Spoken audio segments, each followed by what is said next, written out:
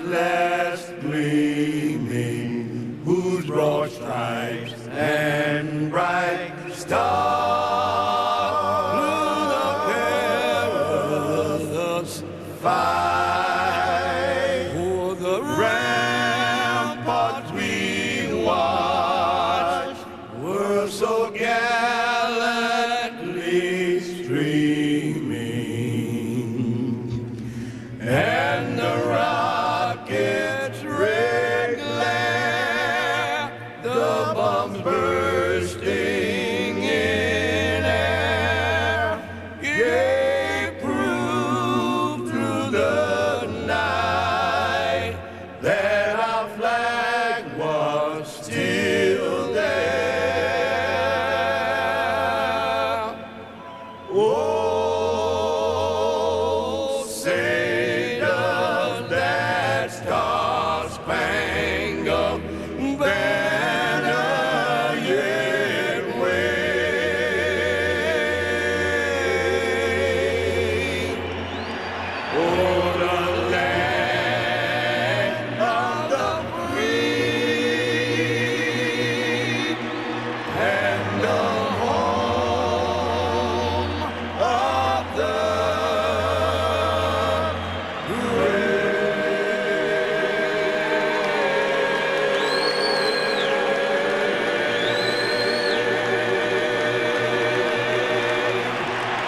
So he was a little nervous. No big deal. Kickoff of the Tostitos Fiesta Bowl coming up next with Matt Vasgersian, Tim Ryan, Laura Oakman, and Chris Myers. Enjoy the game.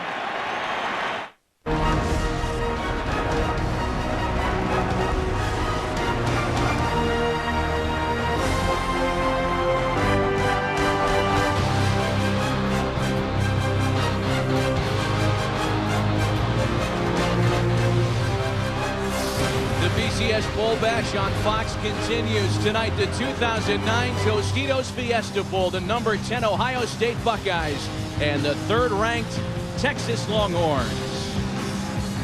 And welcome alongside two-time All-American Tim Ryan, Matt Vasgersian. Ohio State and Texas, two teams that despite their successes this season still feel as though they've got something to prove tonight. Ohio State eager to get past its BCS disappointments the last 2 years.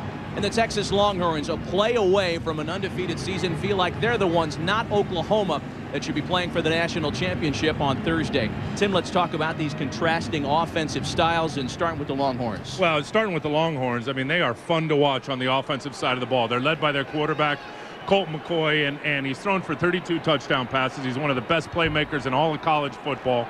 His accuracy, Matt, is off the charts, but where I think he's underrated is as a runner.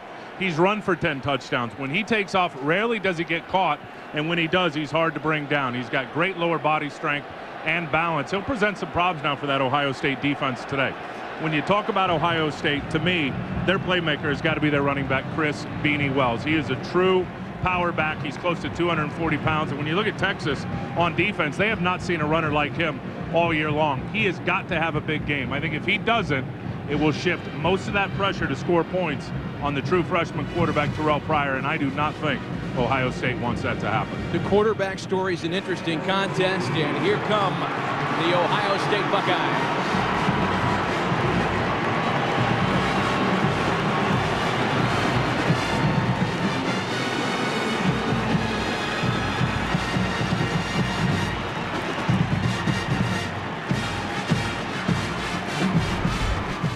No school has made more BCS appearances than the Ohio State Buckeyes. Guiding the offense, quarterback Terrell Pryor, who as a true freshman led the Big Ten in passing efficiency. But the Buckeyes' strength this season has been their defense. Two-time consensus All-American linebacker James Laurinaitis helps Ohio State claim the country's #7 pass defense, with fellow All-American cornerback Malcolm Jenkins being one of the best secondaries in the country. The Buckeyes hope that a defense and a steady dose of 240-pound tailback Beanie Wells can pound Texas into submission in the desert tonight to send 28 seniors off as the winningest class in the history of the program. And here come the Longhorns.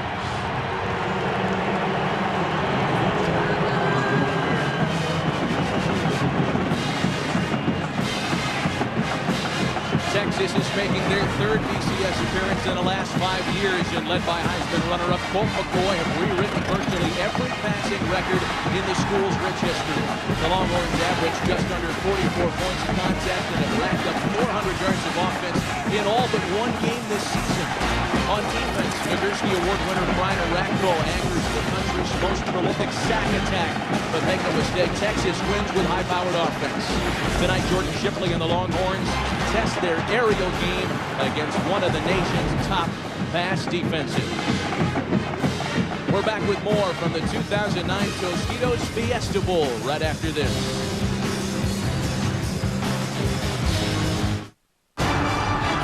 Florida. Welcome you back to University of Phoenix Stadium in Glendale, Arizona. We send it now down to our head official from the Big East Conference, Dennis Hennigan, to begin proceedings tonight. Okay, fellas, let's shake hands.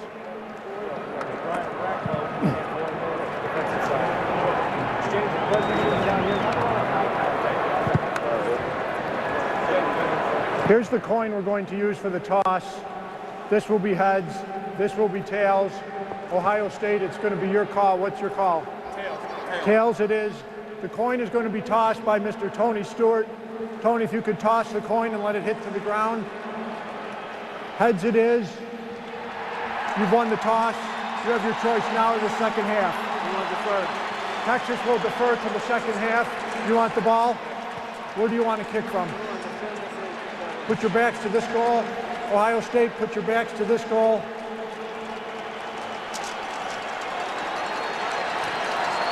Ohio State will be receiving. Okay, fellas, good luck.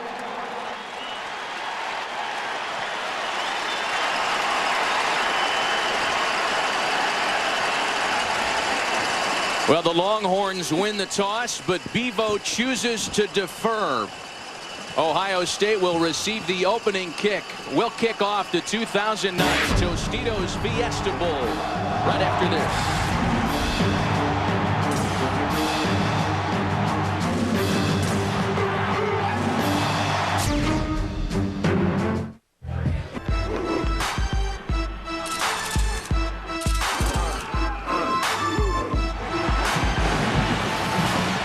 We are moments away from kickoff on one of the most eagerly anticipated matchups this entire bowl season. But before we start things out, we check in with the third and fourth members of our broadcast crew. First, Laura Oakman on the field. Thank you, Matt. I'm standing here with Coach Jim Tressel, very anxious coach. This is your 43rd postseason game you have coached. That includes 9 national championships on all college levels. This week you said you have never been more excited about a game than this one. What makes right now so special? These 28 seniors have been special. They've been unselfish. We're playing against one of the great programs in the nation. Mac Brown has got a special program.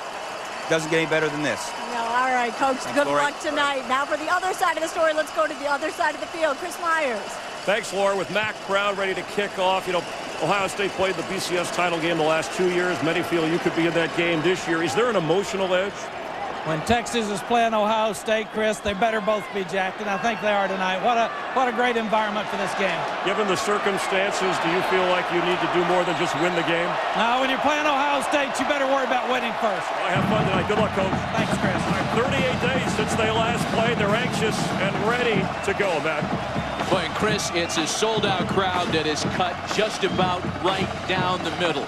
A lot of folks in orange making noise, a lot of folks in Buckeye red just as loud as Justin Tucker starts things out tonight. Lamar Thomas takes the opening kick for the Buckeyes. He's across the 25 and met head on at the 27-yard line. And that's where the true freshman quarterback Terrell Pryor will start his first ever bowl experience. The Big Ten Freshman of the Year, who took over mid-season and proceeded to lead the Buckeyes to an 8-1 record as a starter. But he got better too, Matt, as the season went down towards the end. And I think one thing they're excited about is that he's had about a month to work on himself, to work on his fundamentals. Terrell Pryor, remember when he was installed in the 4th game of the season, it was about getting ready for the opponent. I think he's used the last month of the season to get his game right. They're starting with a little different formation with Beckman at quarterback. And we've got Terrell Pryor split wide at the top of your screen. It's Todd Beckman taking snaps. He began the season as the starting quarterback, and his first pass of the game is complete for a first down to Brian Robisky. Well, Jim Tressel promised to shake things up today. We didn't think it was going to come on the first snap of the evening. You know, we list Pryor as your starting signal caller, but we see otherwise now. It's a very young center, the true freshman Mike Brewster, but now all bets are off. Well, I tried to get him to give up the other day in our meetings, Terrell Pryor, where he would be lining up in that formation. We almost had him, but now we know when they run it, he's going to split out wide. At least he did that time. Here is Pryor now with Beanie Wells at the back of the eye, then handed off to the power back, and he is stopped after a gain of maybe a yard, with Roy Miller among those leading the charge for the Longhorns defensively. Texas #2 against the run in the country, the best sack attack in the nation. It's a very young secondary, however. A couple of freshmen at safety, including a true freshman, Blake Gideon, on the strong side. And that's where you think you worry about Texas a little bit, with those two young safeties right down the middle facing a real NFL prospect running back in Chris Beanie Wells, who brings a load when he's running the football. Well, they credit Wells with 1 yard on that first carry of the evening form. Here's Pryor out of the shotgun. He's got Wells in the flat. Instead, he tries to go over to Robisky, and the throw was offline, covered by Shockey Brown, and there is a penalty marker on the field. I think Arakpo got held by Alex holding on the edge. 75 on the offense, 10-yard penalty, second down. And here it is. Watch to the right of your screen. There's Brian Arakpo. This is going to be a matchup to watch all day long. Alex Boone, a good left tackle. Arakpo just gets up the field, dips that shoulder, gets to the half of the man, ready to accelerate to the quarterback, and there's no doubt that Alex held him and prevented him from getting to the QB. Brian Arakpo, the Nagurski winner this year, is the nation's top defensive player. Won the Lombardi Award as the top lineman. He won the Hendricks Award, and he leads the defense for Mack Brown. Brings up a 2nd and 9 after the penalty. Pryor making things happen with his feet, and there he goes. Right past McElroy and out of bounds at the first down marker. Well, the Longhorns defensive coordinator, Will Muschamp, told us that once he breaks out, he's gone. We have to contain Terrell Pryor. Well, and you watch, he did step out, I think, before the first down, too, Matt, which surprises me. But watch the left side of the defense and Henry Melton as he rushes. See, you got to stay balanced in your rush lanes. He just runs by the quarterback. He escapes outside the back door, does Terrell Pryor. Then it's a foot race with Roderick McElroy. And there's the young QB just not knowing where he was on the football field. He didn't realize he'd pick up another 3 or 4 yards. He picks up a first down. Number 28 offense, 5-yard penalty, 3rd down. And Dennis Hennigan flags the Buckeyes for an illegal substitution now. And how big is that penalty now? Instead of it being 1st and 10, you're going to have 3rd and about 7. Just because the young QB did not realize where he was, Terrell Pryor, and stepped out of bounds before he got to the first down mark. You know, Chris Myers brought up a great point, Tim, that it's been quite some time because the Big Ten schedule ends so early. It's been some time since the Buckeyes have last been on the field in game speed like they are tonight, and some of that rust is shown early. It's Todd Beckman on the field now to take the snap on 3rd and 7. Again, Pryor split wide. Beckman has single man coverage with Robisky, who can't hang on. Oh, they had the matchup they wanted, but Texas survives. It's exactly the matchup that they wanted. It was an isolation route on the backside to the boundary, and Beckman throws a perfect ball. Brian Robisky just can't hang on to it. That hit him right in the hands as Shockey Brown was trying to get up on him, and that's what happened. As Shockey Brown came from behind and wrapped him up, he got his right elbow, which pulled Robisky's arm into his body, which did not allow him to capture the football. Senior punter A.J. Trapasso is on to kick it away for the Buckeyes. They came after him and just missed the block. Jordan Shipley's the deep man. It takes a decidedly Buckeye bounce and trickles out of bounds at the Longhorns 11. Colt McCoy and the Texas offense when we come back.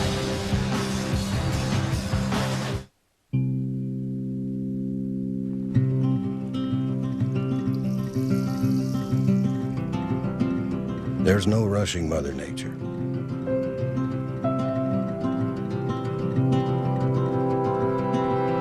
So we wait. Quarterback Colt McCoy playing in front of a sold-out crowd that includes mom and dad. Brad and Deborah are here, among the many wearing burnt orange here tonight. They should be proud of him. We had so much fun talking to him the other day, didn't we? I mean, not only does what you see on tape is great stuff with this young quarterback, but what a great guy to sit and talk to. What a competitor as you try to get into his head a little bit. Everything is advertised on and off the field. He's ready to go to work. And they start with a handoff. It's Chris Ogbonnaya, the senior tailback. Ogbonnaya kicked it away out of bounds, but he advances it 9 yards for Texas offensively. As we meet the rest of the Longhorns offensive unit, you've seen Chris Ogbonnaya, the two playmakers on the outside, Quan Cosby and Jordan Shipley, who tonight have a chance to become the first pair of Longhorn teammates to go over 1,000 receiving yards each in the same season. This is an electrifying Texas attack. Out of the shotgun on 2nd and 1, here's Shipley. His first reception of the game is good for no gain as Laurinaitis and Coleman combined on the stop for the Buckeyes. We look at the Ohio State defense, Tim, and this is how they're going to start the game, though we were talking earlier, you think this is going to change early and often? Well, I think when you talk about Texas and their spread attack, Ohio State on defense is going to have a lot of their nickel and dime guys out there. And what ends up being, instead of a 4-3 defense, a 3-3-5 with 3 down linemen, 3 linebackers, and 5 guys in the secondary to defend the pass. Texas has been outstanding this year on 3rd down. Only one school in the country better, but they failed to convert here as the swing pass to Ogbonnaya is incomplete. Marcus Freeman had him covered for the Buckeyes, and it's a rare 3 and out that starts the night for Texas.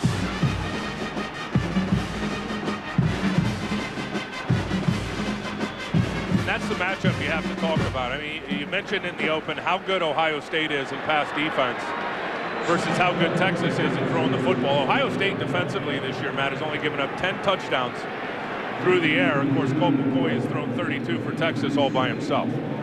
Justin Tucker is on to punt it away to Ray Small for the Buckeyes, and a rugby-style punt. Bounces past Small and takes a Texas spin out of bounds at the 23. Terrell Pryor back to work under center for the Buckeyes when we come back.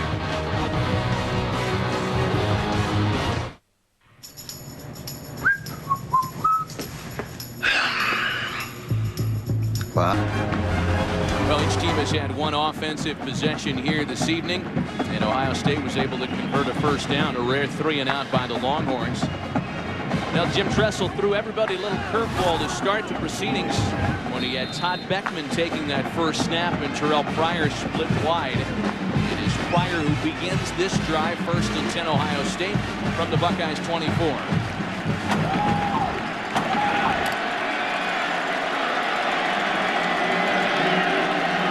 They repossession the tight end Jake Ballard. Pryor loses his footing. He gets the pass off, and it's complete to Robisky. That's the 3rd time they've targeted Robisky tonight. He's already got a couple of receptions. That one good for 16 yards. Let me show you what they're going to do to try to get Terrell Pryor freed up and out on the edges. They're going to motion over with Jake Ballard, as you see right there. And he pinned the defensive end, which then allowed the quarterback Terrell Pryor to get out of the pocket. Robisky just ran an out route, a little comeback route right into the middle part of the zone there out on the edge. And Terrell Pryor was able to find it. But you'll see a lot of clever ways that they try to keep that quarterback from getting hit by that attacking defensive line today. They run the play fake. Pryor keeps. Gets out of harm's way and fires for the sideline. DeVere Posey makes the reception. Just shy of the first down, a gain of 8. The true freshman out of Cincinnati finds the ball. Coming on a crossing route right here.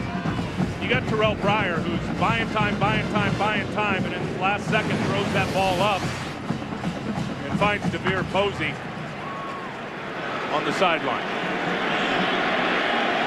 2nd and a yard.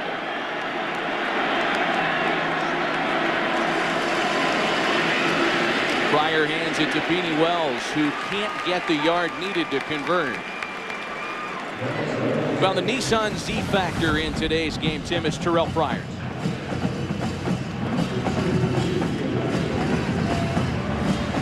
The Big Ten Freshman of the Year, who has already played well in the first couple of series from scrimmage. The Nissan Z factor brought to you by the all-new Nissan 370Z with the world's first Synchro Rev Match manual transmission. For more information on the Nissan Z-Factor, log on to foxsports.com, keyword Fiesta. You got both of the quarterbacks on the field here on 3rd and short. Does Beanie Wells have enough on this occasion?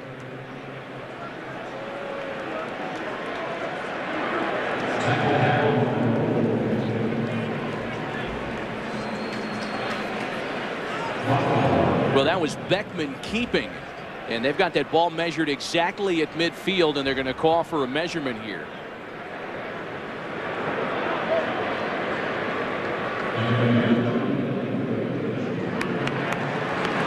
First down, Buckeyes.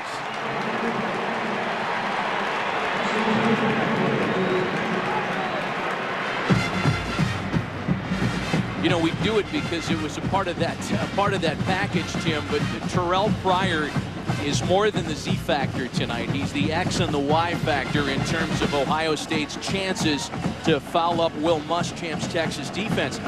He considers himself a pass-first quarterback, but there's little doubt that what he can do with his feet make him awfully tough to defend. He hands it off to Beanie Wells, who breaks into the secondary, dragging the freshman safety Earl Thomas for a first down and more. A 22-yard gain. That's what I was talking about early with Beanie Wells, was he's going to get on those safeties, and he's going to be hard to bring down. They catch him in a slant. Watch Melton go down that way. Beanie's going to get right up in the hole, and then you see the natural crease right there with the offensive lineman coming around. He shakes down the first safety, Blake Gideon, and then carries Earl Thomas for about another 8 yards. Those are those 2 young safeties that are going to have to make plays down the middle of the field on the big running back, Chris Wells. Beanie Wells, despite missing 3 games with foot and hamstring injuries, over 1,000 yards this year. Beckman under center, Pryor in the flat rather, and that one's almost picked off by Rashad Bobineau. This is what Brian Arakpo does. It's all based on his get off the defensive end, and he's the guy that put heat on Beckman that time. Here he comes. Look at the get off. I mean, he is 2 steps into his pass rush before Alex Boone even gets off the football.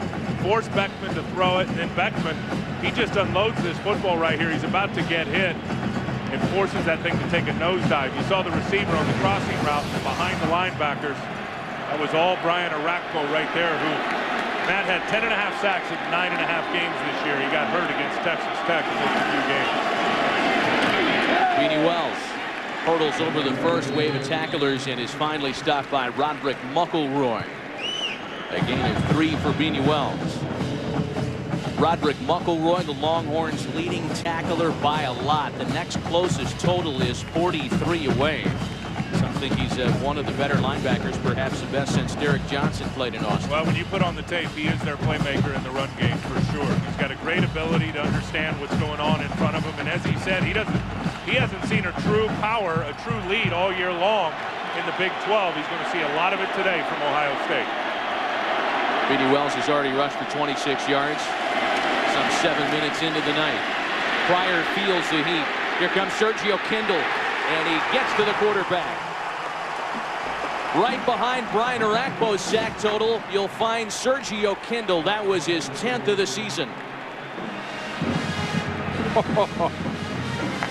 Coach Muschamp, as always, pumped up tonight. Well, his defenders love him too. Watch Sergio Kindle, number 2, as he's going to get off the ball. He takes an inside rush on Brian Brown. He's fighting with him. Now here's his ability to finish. You know, you look at Terrell Pryor, and he's so calm back there because he's got so much ability. Well, he was matched in ability that time by Sergio Kindle, who was able to walk him down and get a sack. Texas. Before a 50-yard field goal attempt, a timeout on the field. Ohio State trying to score first. Check this out. With this controller, your character will mimic your exact motions. A 50-yard field goal attempt by Aaron Petrie. Jim Tressel employs 2 field goal kickers, and Petrie is the long guy. He has hit from as far away as 54. And he's only had 5 attempts this year. He has hit all 5 of them. So a long one to try to put the Buckeyes on the scoreboard first.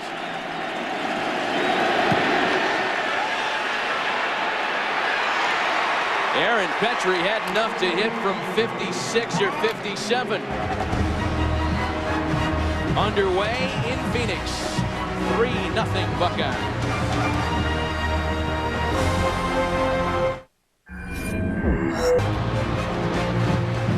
Now, Jim Tressel watched a 9-play drive that resulted in what was officially a 51-yard field goal that puts the Buckeyes on the scoreboard first tonight. And Aaron Petrie, fresh off the 51-yard boot, is set to kick it away for the Buckeyes. Jordan Shipley and Quan Cosby deep for Texas. This will be Cosby. And Cosby gets it to the 20 before he hits a wall and is pushed backward. So again, rough starting field position for Colt McCoy and the Longhorns. The all-time winningest college football programs. Boy, this list used to read Michigan, Notre Dame 1 and 2 for years until Texas passed the Fighting Irish. Notre Dame number 3 on the all-time list, followed by Nebraska and then these Ohio State Buckeyes. 2 of the winningest active coaches in college football, and Tim, 2 of the winningest programs in the history of college football. No question. Outstanding programs and classy coaches that no doubt get it right. The success speaks for itself. With Obanai in the backfield, McCoy hits the quick pass out to Cosby, who dinks a defender and has the Longhorns first down of the game. You'll see Colt McCoy, look at this read, and take it all day long. If they're going to play off coverage like they do right here on Quan Cosby, he's just going to go out and run a hitch route. 5 yards, they're going to get it to him, and then he's ridiculously good in the return game. And that's what he becomes. He really becomes a returner when he gets the ball in his hands in open space. James Kirkendall after that quick pass on the reception. And Texas will indeed change their pace quite a bit. Well, they're going to up tempo. They're a spread attack, and now they're going to go with a fast tempo, which is going to put a lot of pressure on this defense. Get those guys tired trying to run and hit and keep up with the football. Handed off to Obanaya. There's not much there around the right side as Nader Abdallah, the 5th-year senior tackle, leads the charge for the Buckeyes.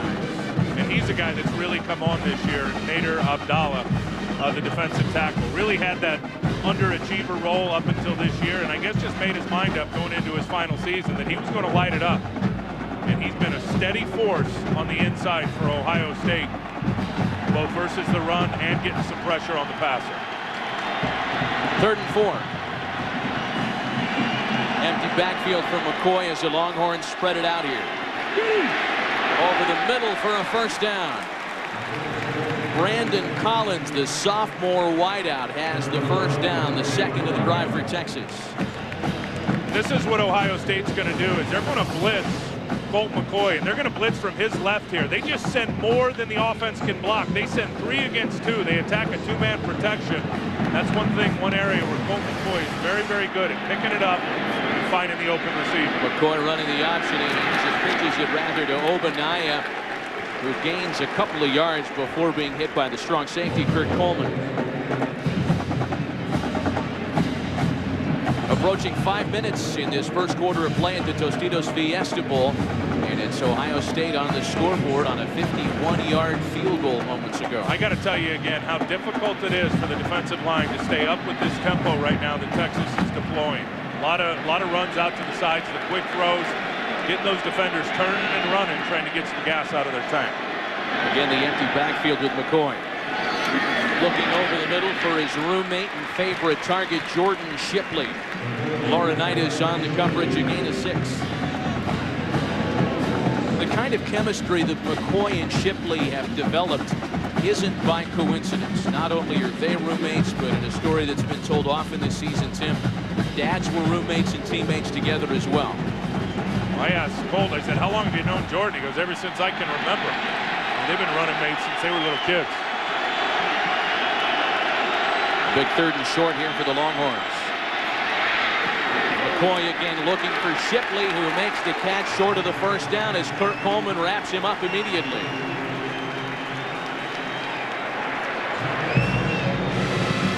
You watch Ohio State, throughout the course of the year. And when offenses get 3rd and 3 to the 3rd and 5 range, they're going to man cover you. And they're going to put their defenders on your weapons. They're going to put them in tight coverage, and they're going to make the quarterback throw a good ball. And that time there was just nobody open. And Kurt Coleman got very physical on Jordan Shipley, really pushing him back behind the line of scrimmage. Colt McCoy did complete the pass, Matty, but for no gain. Justin Tucker is on to punt it away to Ray Small. This one's going to check up and bounce all the way into the Buckeyes end zone. 1st and 10 Ohio State when we come back.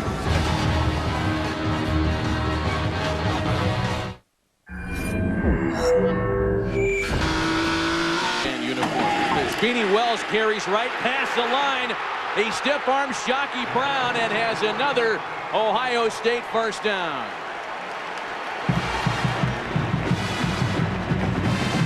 That's the lead run I was talking about, and when you get runs like this, it's not only just your offensive line and your fullback, which is great, but watch the block by Brian Robisky right there.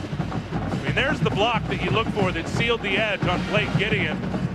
Beanie Wells gets out cooking out to the perimeter and gets a nice big gain, but really it was Brian Robisky that came down and sealed it up. It cleared a lot of real estate for Wells to take off and go. It's the second time Beanie Wells has taken off for a 20-plus yard run today.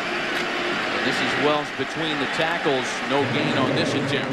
Henry Melton leading the charge for Texas. And you mentioned the long runs. That's where they wanted to be good, Texas defensively today. And talking to Mac Brown, the head coach, the other day, I said, what bothers you the most? Where do you need to be successful against Ohio State? And Mac said, we cannot give Beanie Wells long runs. We've got to limit him to the 3, 4, and 5 yard runs and not let him get out and have the big pops. He's already had a couple in the first quarter of this game tonight. You know, from the other standpoint, Will Muschamp and the Texas defense wanted to make a statement against the run here today, feeling like their defense overall has been disrespected in the offense-happy Big 12, and that one's incomplete. Off a couple of fingertips, Ray Small had a chance at it, as did the tight end Rory Nickel. These terrific overhead shots tonight are brought to you by DirecTV. If you call yourself a sports fan, then you got to get DirecTV.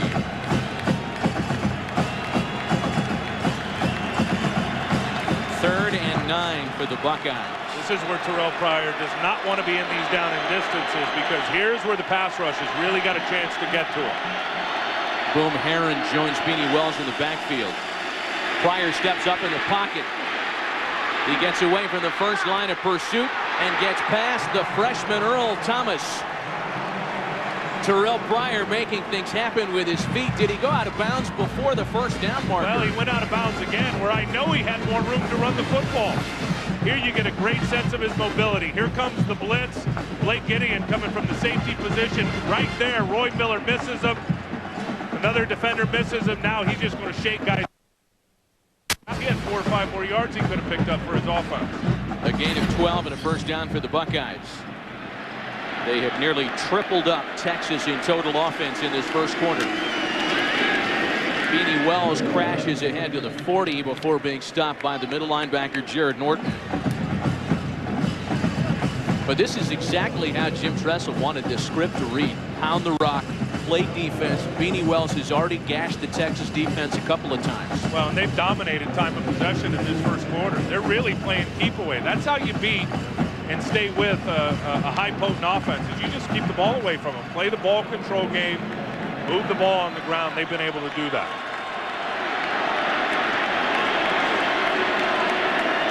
Second and 10 now. Pryor out of the shotgun. That one's juggled out of bounds, incomplete. Intended for Ray Small, as we check in on the field with Chris Myers.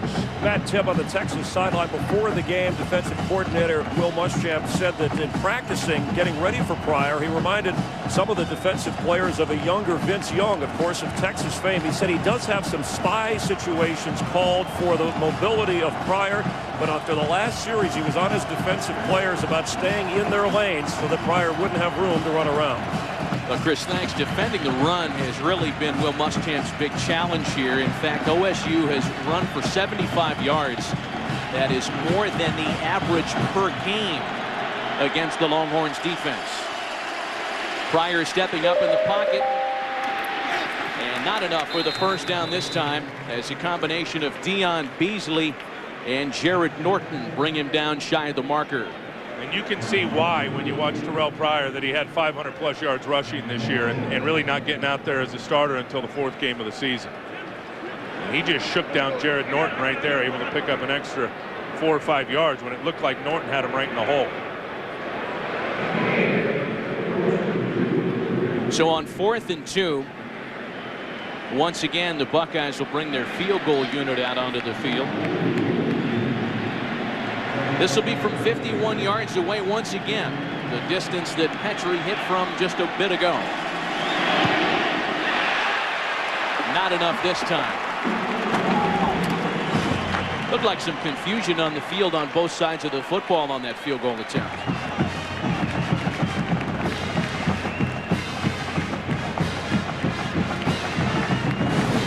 Looks like when the snap got back to the holder, it wasn't a clean placement. You saw there, yeah, the ball got sideways, actually went to the ground before the holder could get it back up and place it properly for the kick. And that's why I think Petrie pulled that thing out to the left.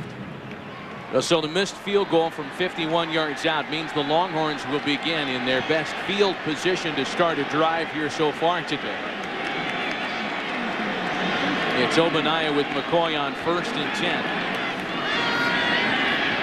McCoy runs the play fake, looking for Kirkendall and a first down. James Kirkendall, the sophomore wideout from Round Rock, Texas, has his 2nd reception of the night, a 13-yard gain. Just got the corner. Chimney Chekwa to spin his hips.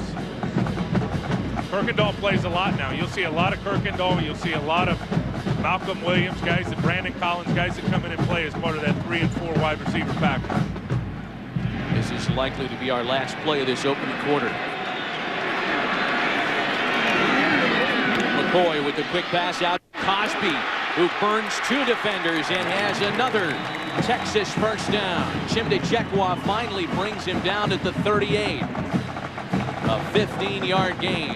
Well, just a quick bubble screen, and again, I think any way they can get the ball in space to their playmakers, they're going to do it. Colt McCoy right there to Quan Cosby, gets 1 block from Jordan Shipley, and as I said earlier, he just becomes a return man immediately.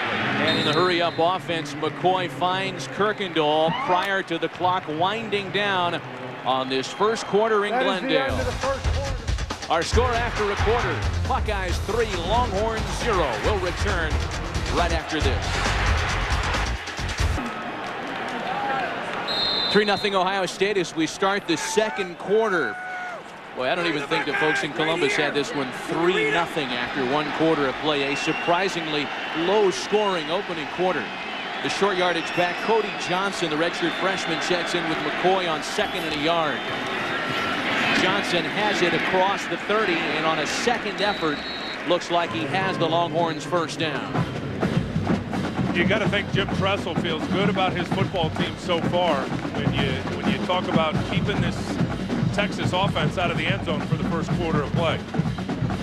And I think that was the challenge coming in, and I think with a lot of people that were watching this game is really how would Ohio State do defensively, and they didn't play real explosive offenses down the stretch. How would they hold up against a high-octane offense? So far, so good for Jim Tressel's defense. Fresh set of downs for the Longhorns. Here comes Ross Holman as McCoy gets out of trouble and has it thrown incomplete. Cody Johnson, the intended receiver, not a guy that catches a lot of passes out of the backfield for Texas. You know, back to the Ohio State defense, Tim, none of the Buckeye fans are surprised in the way they've held up. This is a defense that allowed only 16 touchdowns in 12 games this season. Rob Rose has checked in. Guys like Laurinaitis and Jenkins, who are likely first-round picks in a number of months. And only 10 of those touchdowns through the air. They have been particularly stingy early in games as they were tonight. McCoy on 2nd and 10 out of the gun. And that one's incomplete. Brandon Collins felt the heat coming down on him in the form of Donald Washington and company. Anytime they run these little bubble screens or missile screens out on the edge, whatever you want to call them, if a linebacker sees it and sniffs it out, he's got to go get it. That's exactly what James Laurinaitis did that time. You'll see him right there. I mean, he sees it, And as he sees it starts to develop, he just took the back door on those offensive linemen, got underneath, and really gave it no chance. James Laurinaitis, the two-time consensus All-American, won the Lott Trophy this year as college football's Impact Player of the Year. And a 3rd and long now for Texas. Play clock ticking down. McCoy just gets the snap off. Here comes the pass rush. And it's complete for a first down with Quan Cosby and plenty of running room. Down inside the 10. A 19-yard gain.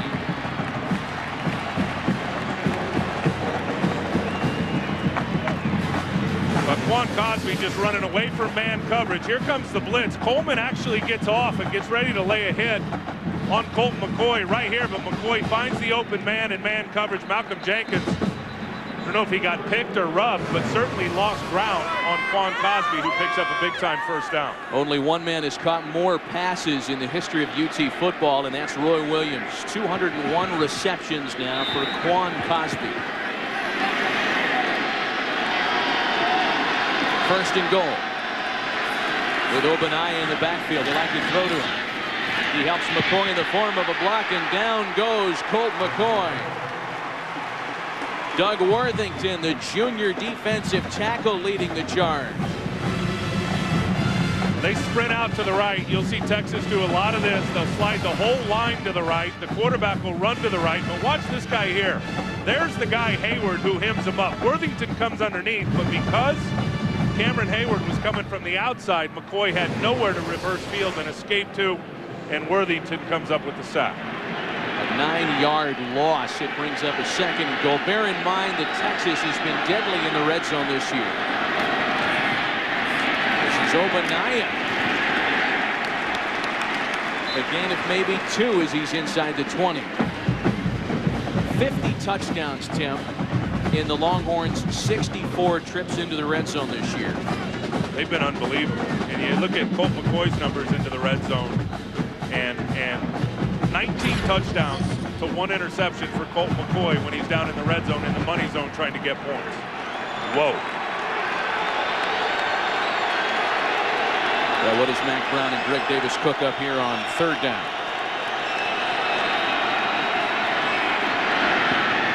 McCoy over the middle for a short gainer. Rarely do the Longhorns throw to their tight ends, but Peter Ullman, the 5th-year senior out of Austin, makes the reception. That's just his 7th career grab. It's an 8-yard gain that'll bring out the field goal unit for Texas. And that was just getting your kicker closer. McCoy had nobody open down the field. Just a good job. They were in man-free coverage, which is they had everybody manned up with a free guy on the back end, and he just had to go to his check down to the middle of the field, the tight end, to get his kicker closer for a field goal opportunity. This will be from 27 yards away. Lawrence is 9 of 11 on the year. And the Longhorns, with 11:45 left in the half, have tied it at 3.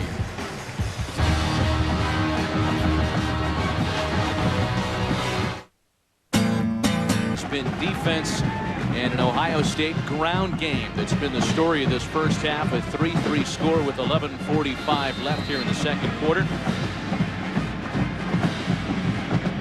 Justin Tucker is set to kick it away. Boom Herron and Lamar Thomas are the deep men for the Buckeyes.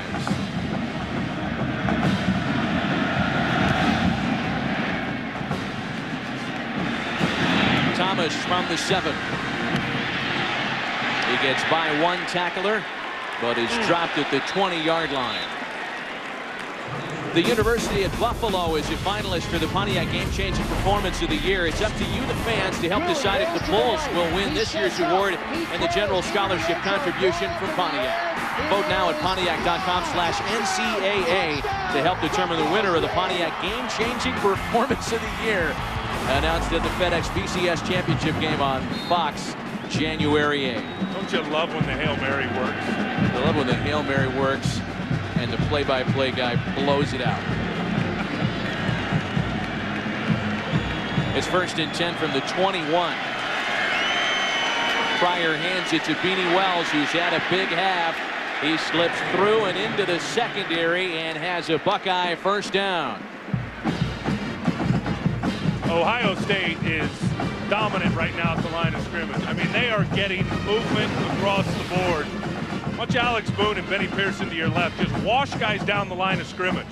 Then you get one good kick-out block there by the backside offensive guard. Then again, it's Chris Wells up on those young safeties. He took Blake Gideon about 4 yards backwards once Gideon came up and made contact with him. Wells is averaging 5.5 yards a carry this year. Tonight, he's averaging just under 8 yards a carry.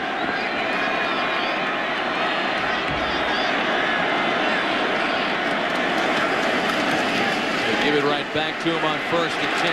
Patiently waiting to gain 4 more before Arakpo and Thomas make the stop. You know, when you talked about this matchup and in the pregame hype leading up to this great matchup this week, a lot of the negative conversation around the Buckeyes was about, hey, they've got a freshman quarterback. Their wideouts haven't caught the amount of passes they caught last year. They don't have a receiver in the top 95 in catches nationally. They do have Beanie Wells, however. Well, they've done it with a power run game and with defense and a quarterback that makes plays with his legs. Here comes McElroy. Pryor floats it off to Beanie Wells, who has room after the catch. Forced out of bounds at the 44. Another big Beanie gainer, a pickup of 20 yards. He is having a good performance tonight. Beanie Wells finished the season with 3 straight 100-yard games. Remember, he didn't play the first 3 games, got hurt in the opener, missed the USC game, and since he's gotten back and has gotten healthy, he has clearly found his groove. In 9 games, has over 1,000 yards on the season.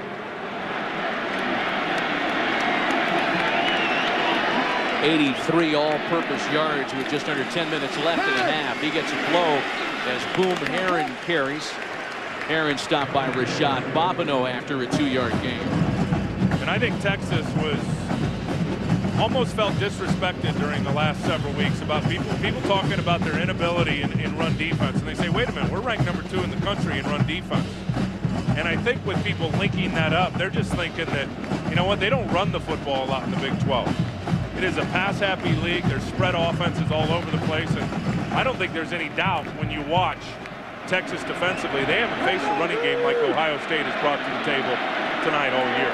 No major college saw fewer rushing plays than the Texas defense this year. This is Pryor. And he crashes out of bounds at the 39. We check in on the field with Laura Oakman. You guys are talking about all the criticism Ohio State has gotten, and it's even more broad than that in terms of these seniors, 28 seniors. All they've said is they have taken so much abuse the last couple of years, really this month, about how much they haven't done in big games. The last 3 times we've seen them on the national stage, they've choked. That's the perception. They have said that this week they got their minds right. They are looser than they've ever been for any big game. They said, watch the difference how we come out, and we're seeing that. Lauren, thanks. Beanie Wells off the field on 3rd and 4 as Dan Herron checks in. Pryor looks his way and fires for a first down. DeVere Posey's 2nd reception of the night.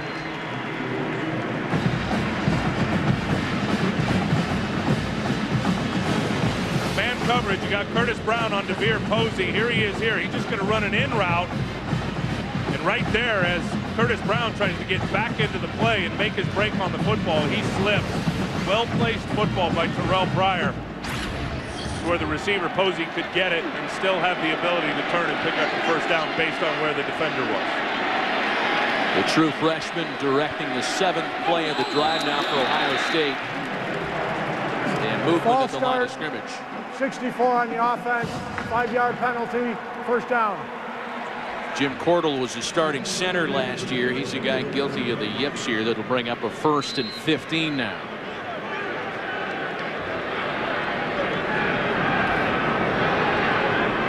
The Buckeyes have made some mistakes. They shot themselves in the foot early in the game.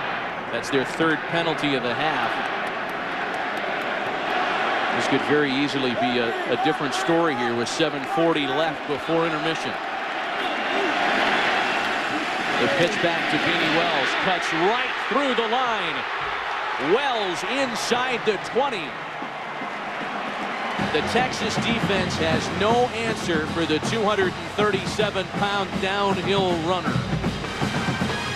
Roderick McElroy, he just does not spill this. And when you say spill it, he's got to get up there and force it to the outside. Watch as he takes on the tight end. He just gets lost. And instead of getting up and keeping his inside shoulder free, McElroy, and forcing that thing to bounce to his help, he gets caught up with the blocker. Beanie Wells sees it and just creases him straight downhill. On 1st and 10, Wells comes off in favor of Boom Herron. Herron got the majority of the carries when Wells missed the 3 games during the season. He might pick up a yard here. This has been the Beanie Wells Show.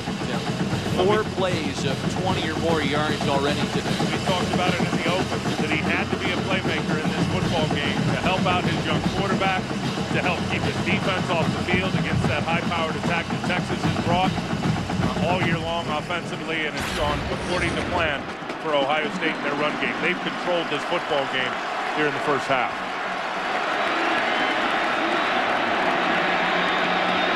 Dane Sonsenbacher, the wideout in motion. Pryor looks his way. Here comes the pass rush. Pryor with wide open spaces in front of him. Still going as he's out of bounds at the 5.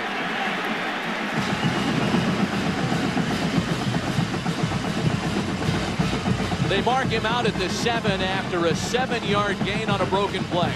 Well, this is what he can do and what he's done all year, and why you called him a Z factor with his legs. Watch the pressure come right up here from Roy Miller. He wants a screen there. It's covered. So now he just takes off and runs, and he never panics. I think that's what you have to like, and he can break tackles out in the open field. But Terrell Pryor never panics when he's back there because he's so talented physically. He knows that his physical skills can get him out of most of the trouble. The 9th play of the drive coming up, and a timeout taken. Timeout, Ohio State. The Buckeyes spend a timeout. Ohio State on the move.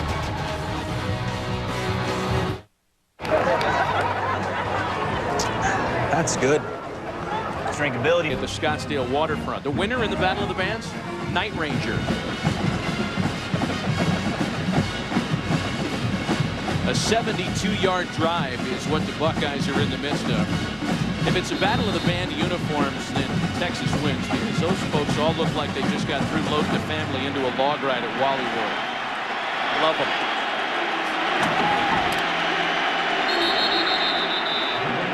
Flags aren't down. Ball start. It's going to hurt. 70 offense. 5-yard penalty. Hey, you're very third manageable at 3rd and 2. Bryant Browning, the right tackle, just flinches a little bit. Texas picked up on it, as did the officials. Move him back 5. Bryant Browning, the sophomore from Cleveland, guilty of the penalty.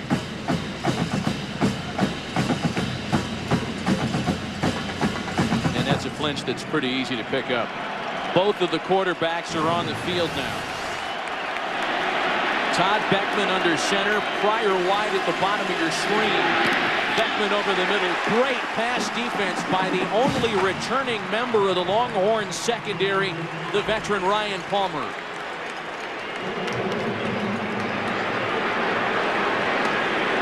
Good pass defense behind the blitz, because they're going to send pressure at Beckman, and it's going to come right from his left. As he looks out to his left, he knows here comes the pressure, and he unloads it man coverage, and Ryan Palmer is just all over Hartline right there. He had no chance. This terrific pass defense coming over the top and getting the bat down. The 29-year-old South African-born kicker Ryan Pretorius is on for a 30-yard attempt. And Pretorius is up and good. Everything on field goals so far in Glendale. For Ohio State, they've racked up almost 200 yards in total offense here with 5:39 left in the half. However, they've got a total of 6 points to show for their efforts so far. Well, that's an area Texas defensively has been very good all year. When they've got their backs against the wall down in the red zone, they've held opponents to more field goals than touchdowns all season. Aaron Petrie will kick it away. Shipley and Cosby deep for the Longhorns. Jordan Shipley, one of 4 players in FBS to take a kick and a punt back for a touchdown. No such success here. We'll be back right after this.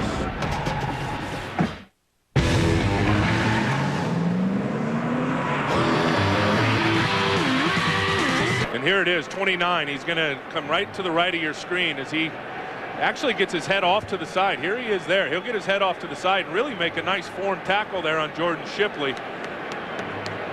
Laid the hammer down on him, but he's the one that stayed down.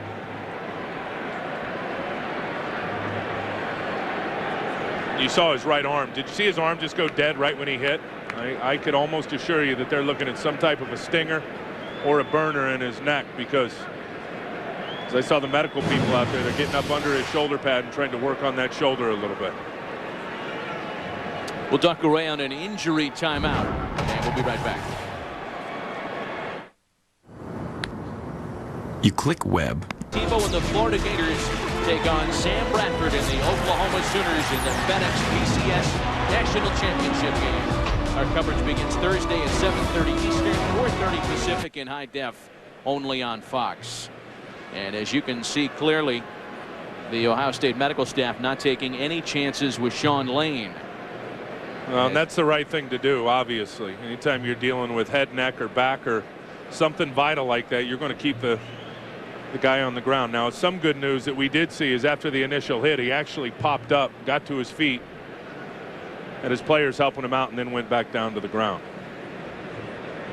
This, of course, something that transcends competition, as both the Longhorns and Buckeyes are watching as concerned onlookers. Let's check in on the field with Laura Oakman. Well, you guys have been talking about the senior class, how close this group is, these Buckeyes, and boy, you sure can see it. Sean is the best special teams player, one of the leaders of this team, a senior. You can see everybody pouring out, nobody by the benches coming over and praying and just huddling up, not saying a word, really concerned about him. One of the good guys on this team. They're one of 28 in this senior class, Laura. And again, with a win, this Ohio State Buckeye senior class of 2009 becomes the winningest in school history. But right now their concerns are elsewhere with their teammate Sean Lane.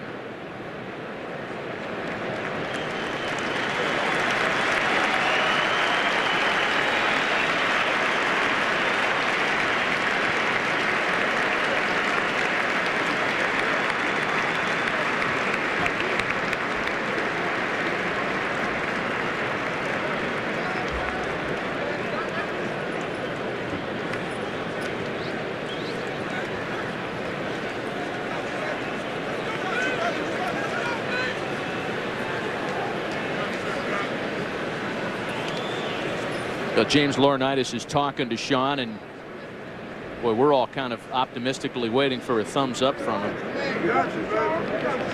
And we'll of course stay on top of that situation, and with Chris and Laura on the sidelines, there's the thumbs up. There you go. So some good news, Tim, after a big hit. Well, and he did everything right. That's what's, it's just a hazard of the game, because he came in there and as he hit Jordan Shipley, his head's up, he gets it to the side, everything looked good until contact was made.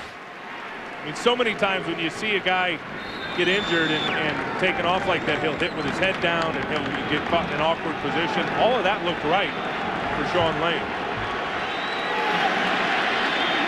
So now the Longhorns ready to begin the drive after the delay. 1st and 10 from the Texas 25. Chris Obanaya split wide at the bottom of your screen. McCoy over the middle, and the pass is batted down. Nader Abdallah, the only senior up front, has really shown up here in the Fiesta Bowl, the Tostitos Fiesta Bowl in Phoenix. And if you're a big defensive tackle and you don't get great push, and here's 93 here, and you can't get up and get in the crease, you just play the quarterback, read the quarterback, and get your hands up. You can't get off the line of scrimmage and really affect that quarterback with a pass rush. The best thing to do is to stay right there, read the eyes of the cube, get your hands up and get a bat down. Nice work. Here comes Laurinaitis on the outside. McCoy gets the pass away, and it's incomplete.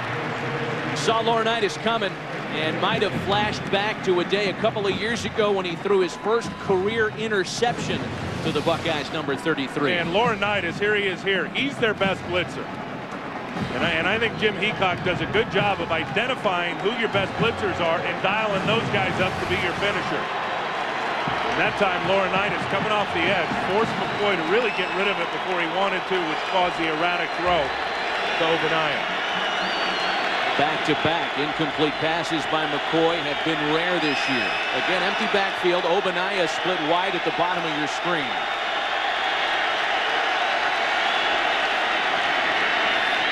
McCoy over the middle for a first down. Favorite target and roommate Jordan Shipley.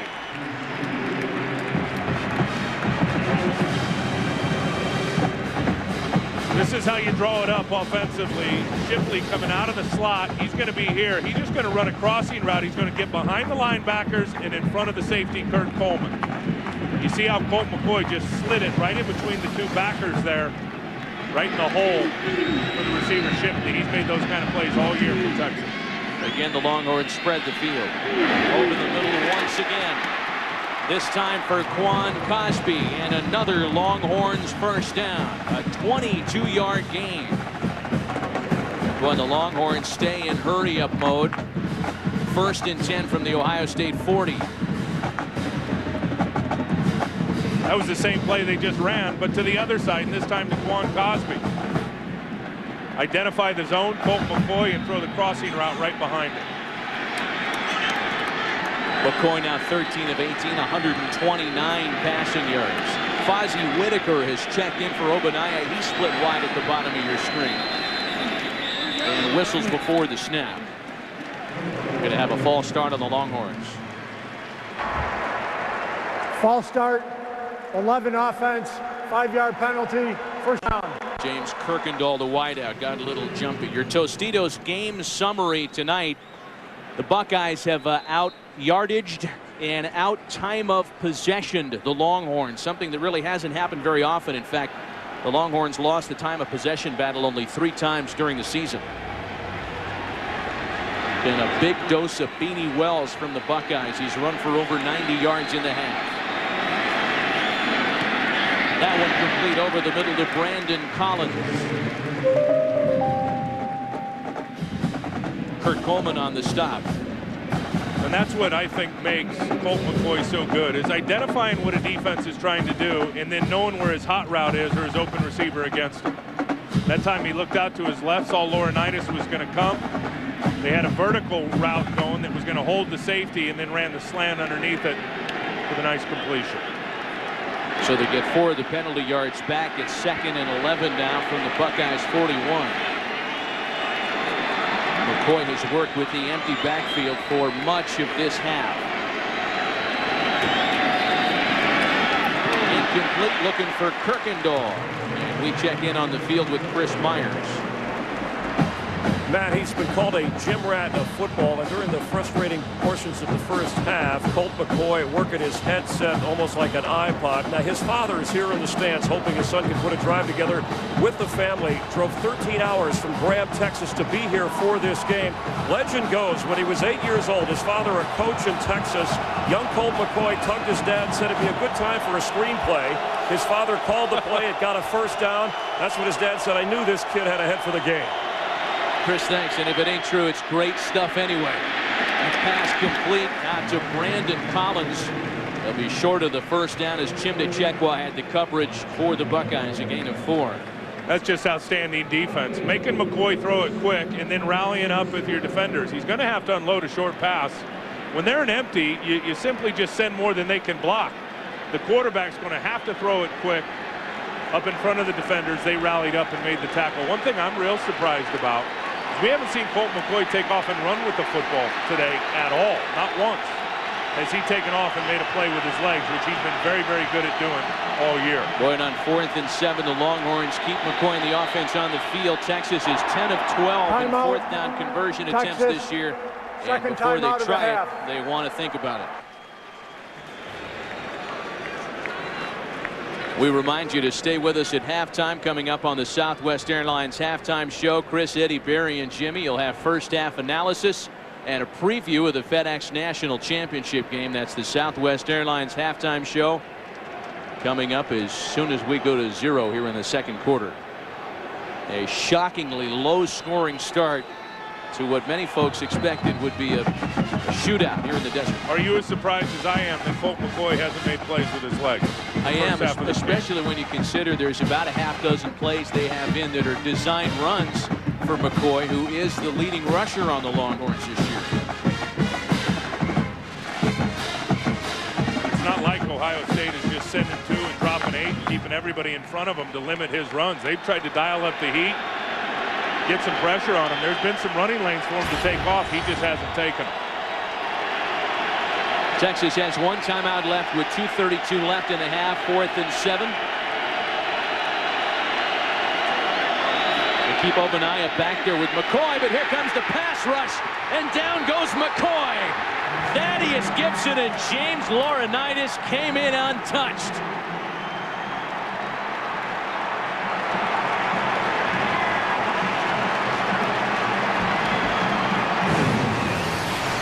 Again, attacking protection. He comes inside, he goes outside. There's no way Charlie Tanner could block Thaddeus Gibson right there. He takes the inside move, runs right by the offensive guard, and then just takes down Colt McCoy for a big-time sack. The Buckeyes take over on downs at their own 48.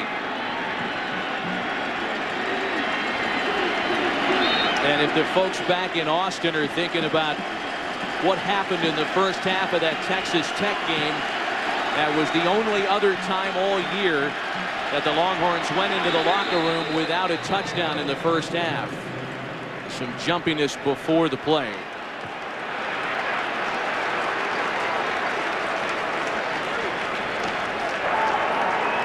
Offside, 99 defense, 5-yard penalty, first down. The senior Roy Miller guilty of the offsides violation. These great overhead shots are brought to you by DirecTV. You call yourself a sports fan, then you got to get DirecTV. A 1st and 5 now for the Buckeyes. Beanie Wells at the back of the eye. And Beanie is close to the first down marker on 1st and 5, a pickup of 3. Wells averaging 8.5 yards a carry, 94 yards here in the half. Really surprised that Will Muschamp, the defensive coordinator, because the running game has been so successful for Ohio State, has not inserted that 8th defender into the box to help stop the run. Look at that in terms of the rushing yards. That's ridiculous in terms of the contrast. He's kept his safeties back deep and tried to get his front 7 to stop the run, and it hasn't worked. On short yardage, the pitch back to Beanie Wells has the first down. Jared Norton making the tackle for Texas.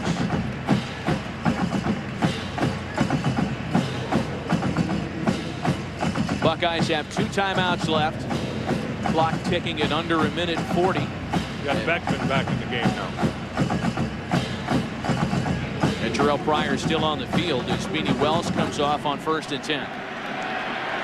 And you can see it, they're going to split Pryor out wide to the top of your screen. Beckman's 3rd attempt of the game, a long one right down center field. Earl Thomas had pretty good coverage there as they looked for Brian Robisky. Now, Jim Tressel trying to hit the home run ball here before half.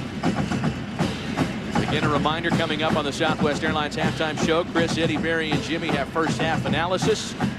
And of course, a preview of the FedEx National Championship game on Thursday from Miami.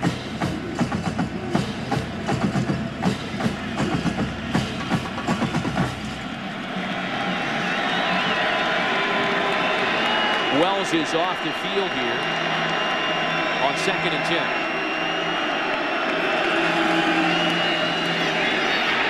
And Pryor spikes it, throwing it away as he felt Henry Melton coming in hard.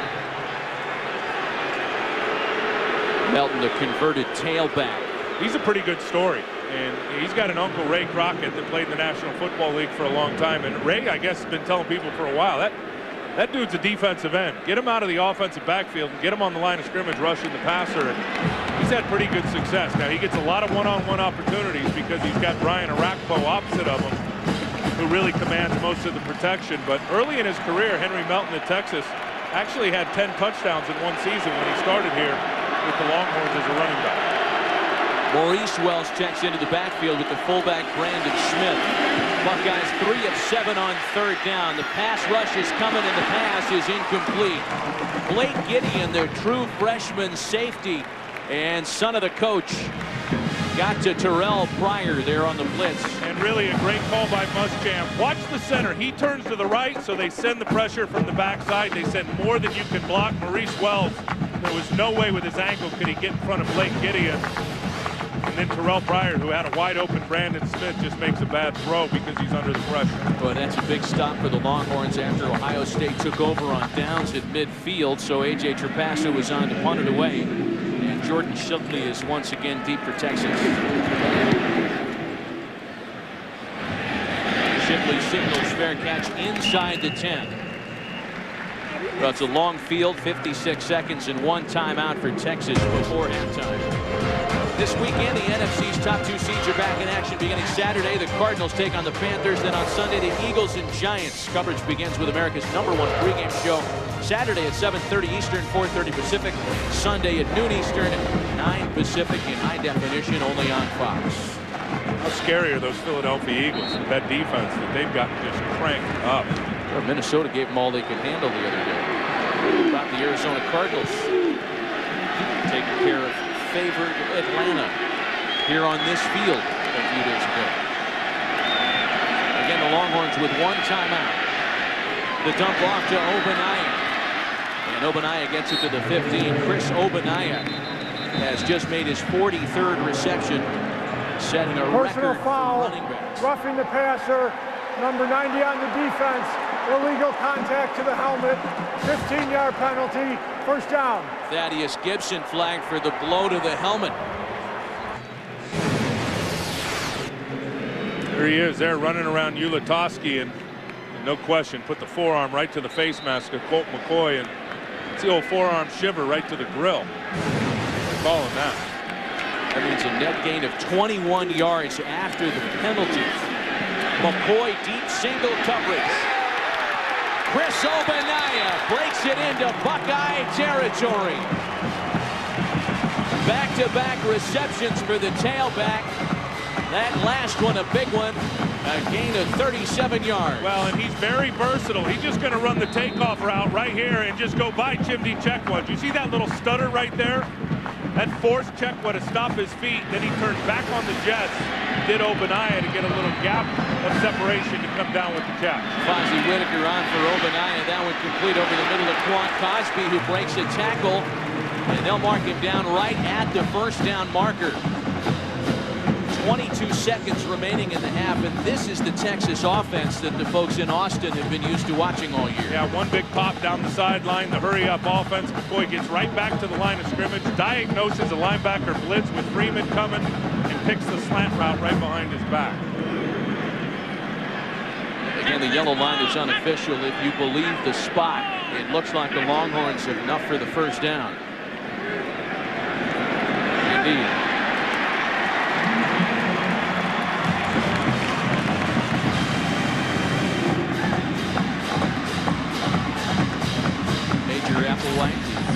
Running backs coach of the Longhorns, helped directing the offensive charge led by coordinator Greg Davis. It is such a well-designed Longhorns offense. There's the matchup. That's the tailback Fozzie Whitaker at the bottom of the screen on the linebacker Ross Holman. The pass goes the other way to Quan Cosby. And Texas is inside the Buckeyes 20.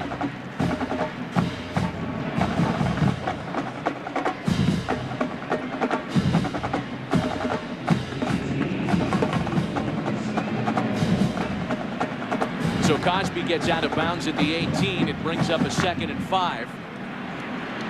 Again, Texas has a timeout left.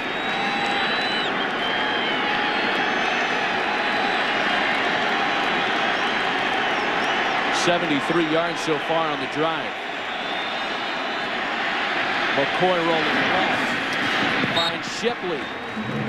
Shipley's out of bounds at the 15.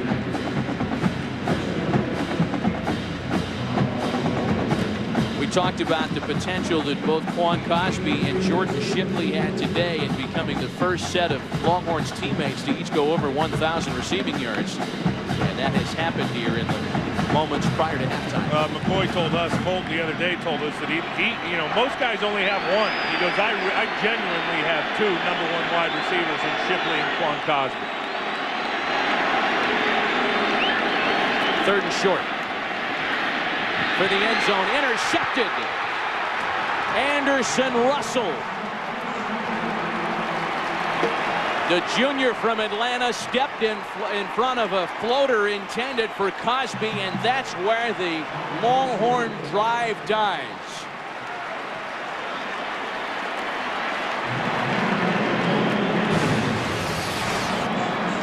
This is just a bad throw from Colt McCoy. I think he wanted Brandon Collins, but he didn't get enough air under the ball. He just floated it out there, and Russell Anderson goes and picks it off. I mean, you saw Brandon Collins was behind the defender. That's just a bad throw from the quarterback. He completely underthrew that football, which allowed the safety to undercut it. Boy, at the start of the game, Colt McCoy had thrown 19 touchdowns and only 1 interception in the red zone this year. That second pick of the season in the red zone. That is the end of the second quarter. As we go to halftime without seeing a touchdown in the first half. 6-3 Ohio State. Stay tuned for the Southwest Airlines halftime report after these messages and a word from your local Fox station. And here the terrible decision to just throw it up there. Anderson Russell with the pick to preserve Ohio State's 6-3 lead at the Tostitos Fiesta Bowl. Welcome back inside our LA-based studios. Chris Rose, Eddie George, Barry Switzer, Jimmy Johnson, and Eddie George is all smiles. No, I'm not smiling. It's okay. It's all right. You went there. You want I'm here to give analysis. You're just happy you didn't have to change ties. Eddie, now, it's early in the ball game. It's early. Okay. I'm glad that we don't have to turn the sets on right now. But your man, Beanie Wells, who dogged you a little bit in the pregame show, actually showing up here. Yeah, I said earlier in the telecast that Beanie Wells had to play big, and he's doing that. You know, the offensive line is they're opening holes for Beanie Wells, and he's attacking it. And you'll see here why he's one of the best backs in the country. He takes the play off the tackle, he's going downfield with the big stiff arm, finished off the run really strong, and here he's using the passing game. And he's making another big run. Prior to tonight, Texas, they've only allowed 10 runs of 20 yards or more. Tonight they're giving up 3, and here's one of the 3. Here's a big run again by Beanie Wells. And Jimmy, I just don't know if Texas can withstand the power run game, because they've never seen a run game like this out of Ohio State in the second half. They can continue to pound the ball with Beanie Wells, they'll win this ball game. Yeah, Wells was outstanding that first half. You know, the thing that impresses me is the playmaking ability of the freshman, Terrell Pryor. Yeah, he has the ability to make something out of nothing. You know, even when the pass rush gets to him, he can avoid the pass rush, and here he runs down the field, ends up picking up a first down.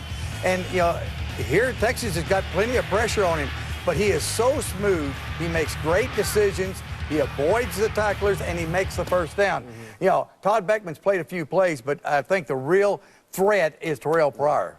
Hey, I don't know if the Ohio State fans are surprised by the score, but I guarantee you the Texas fans are. This is only second time in 12 ball games that they have not scored a touchdown. I'm telling you. And Colt's numbers aren't that bad, but they haven't thrown the ball downfield, had made the plays downfield. Ball control by Ohio State. It's kept the ball away from them.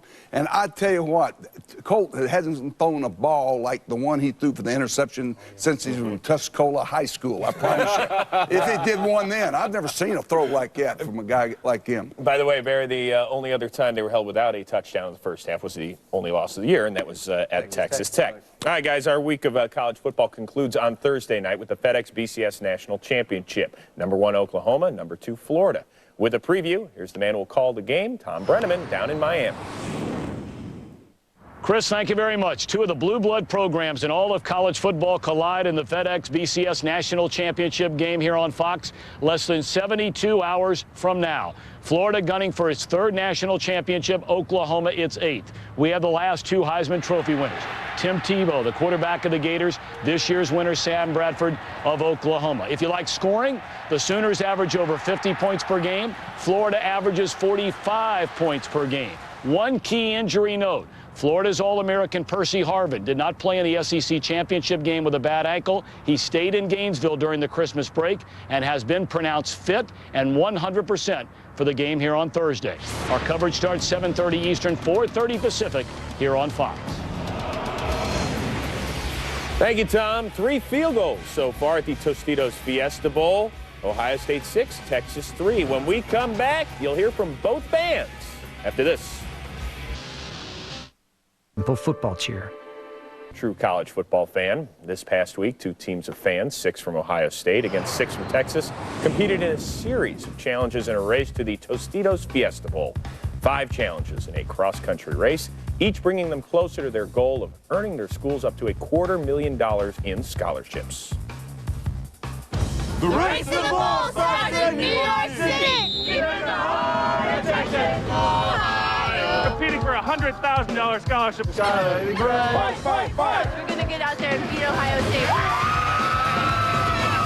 Tostitos is all about bringing good friends together to share memorable experiences. The mecca of Longhorn-topia. We're ready to be back in Buckeye country. We lost the fight song challenge in New York, but that's okay. We're going to face paint till our hands fall off. The Texas fans are out supporting us. We have tons of people coming in. We've been busy all day. Go, Longhorns! The Race to the Bowl provides a perfect way to do just that and celebrate the passion of these fans. Welcome to Planet Hollywood. We've already bonded so much on this trip. I think we've been overthinking things a bit, so we're going to come out and have fun and take one home. Here we go again. Ohio State! We knew we had to pull off a win in this one. They just got lucky this time. It's Vegas. Anyone can get lucky. All right, teams, for our next challenge, take a look at the marquee. We're in Phoenix for the home stretch. The obstacle course is a must-win. We've really come together as a team this past week. Just because we're ahead doesn't mean anything. We need to give it our all. It's do or die time for Ohio State. At this point, it's up for grabs. Now it's going to be a race to the finish line.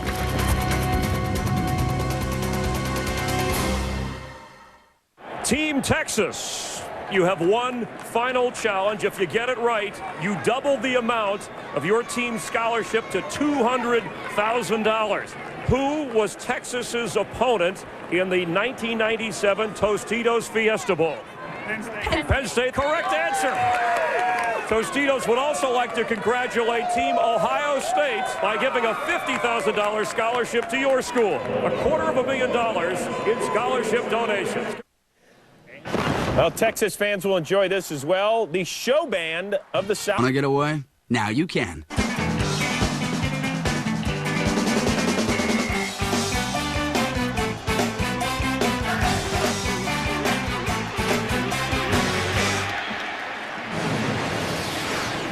A lot of defensive highlights, a game known for its big offensive numbers, the Tostitos Fiesta Bowl, and we're looking at a 6-3 score, getting ready for the second half. Back alongside Tim Ryan, Matt Veskers, just like we figured, right? 6-3 at halftime. Yeah, right. I'll tell you, Beanie Wells has had a terrific first half. He's 4 yards short of 100 yards, and I think it's exactly what Ohio State wanted to do. They wanted to own the line of scrimmage, and they have against Texas. And you see Beanie Wells carrying safeties down the field. He's had some very good running lanes to run through because his offensive line and his tight ends have provided some big holes and some nice creases for him. So if I'm Texas defensively, I do a couple of things if I'm Will Muschamp, the defensive coordinator. I'm going to think long and hard about inserting an extra safety up into the box to at least have 8 defenders in the box to help defend that run, especially when there's a fullback on the field. And then they've got to figure out some type of way, whether it be Sergio Kendall or one of their athletes on defense, to spy Terrell Pryor, because he has made some big plays with his legs in the first half of the football game. Pryor has kept things going offensively as we're ready to kick things away. The Longhorns will receive. They won the toss and elected to defer to start the football game.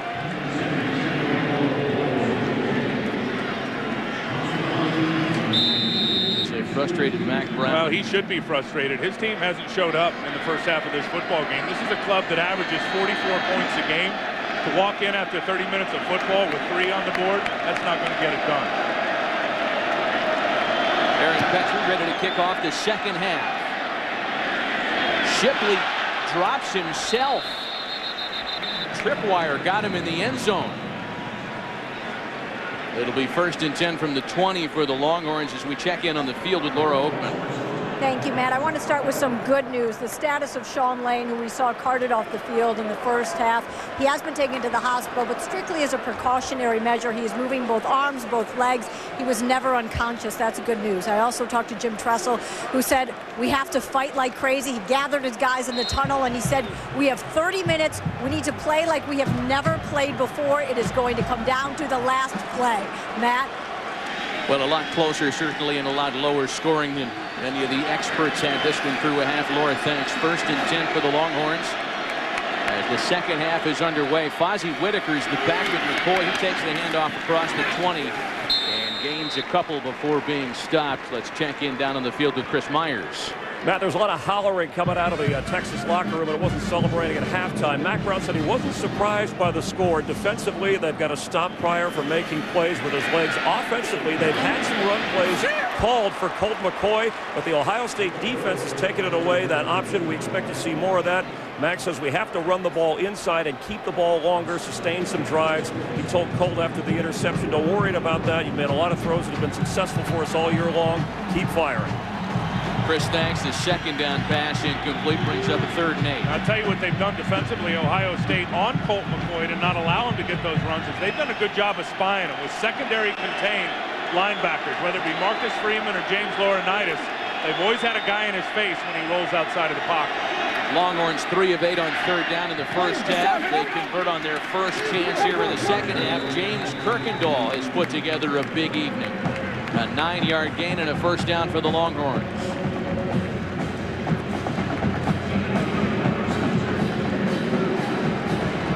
Longhorns playing in their 2-minute offense. Obaniah with his biggest gainer of the game. Down right at the marker, just short of a first down, a pickup of 9. And not a bad idea to try to run the football. You know, Obaniah is over 5 yards to carry. You look at their backfield, and even though they've got 4 or 5 guys that run the ball, they've had success in the first half. They didn't even commit or try to run the football. Fozzie Whitaker stumbles for the first down, but there's a flag down at the line of scrimmage. There's also a Longhorn down as center Chris Hall is slow to get to his feet. Holding, 71 offense, 10-yard penalty, second down. Might have been why he was slow to get to his feet. You're built for a tough first half stats. Boy, that rushing number really tells the story. That's the story of the game right there. And then really this one, the interception by Anderson Russell down in the red zone, where Colt McCoy has been great all year long. He's had 1 touchdown down, or 1 interception, excuse me, in the red zone all year. Threw one in the first half. Just a bad throw, and Anderson Russell went and picked him. That pick effectively ended the half and a 75-yard drive. Obaniah swings out of the backfield, but the pass is over the middle, deflected. Almost grabbed on a second effort by Quan Cosby. It was intended for Peter Ullman. Colt McCoy is just really not in a groove in this football game, because this is really an elementary pass for him, one that he can make easy all day long with his eyes closed. He just fires that one with some heat a little high. Now, one that Ullman probably should have caught. That's a dangerous pass up high on a guy that's not used to catching the football when you think about the defenders behind him on the tip throw. McCoy 21 of 30 for Kirkendall, incomplete. Chimdi Chekwa had the coverage, and they're throwing the markers on him. This is going to be a first down. Yeah, I think Chimdi Chekwa. Oh, they're getting Kirkendall. I think he called it wrong. I think they're going to take it against Chimdi Chekwa. Pass interference. Number 5 defense. Ball be placed at the spot of the foul. First down. Indeed, first down Longhorns. Chekwa's got him in man coverage, James Kirkendall, and I think he prohibits Kirkendall from getting his left arm up to catch the ball. You see him grab his left hand right there, slowed him down, and that's a good call by the official. The ball was in the air. He had full contact on Kirkendall and did not allow him to get his arm up and get to the football. Fozzie Whitaker carries up the middle. There is nothing happening there as Thaddeus Gibson plugs the hole. Have you noticed, Tim, and certainly this was something that we looked at the start of the game, the Longhorns have not tested Malcolm Jenkins at all. McCoy has not thrown in that direction at all this evening. Well, he's the boundary corner, Malcolm Jenkins, and he's the best corner on the football field. The guy's going to be a top 10 pick in the NFL draft. you know, he's going to be the guy most of the time backside on Quan Cosby into the boundary playing man coverage. There's the matchup right there. 2nd and 13. McCoy escapes. McCoy still going, and down near the first down marker. He'll be a few yards short before being stopped by Donald Washington. You know, Terrell Pryor's not the only quarterback in this matchup that can run the football. And Washington is down on the play.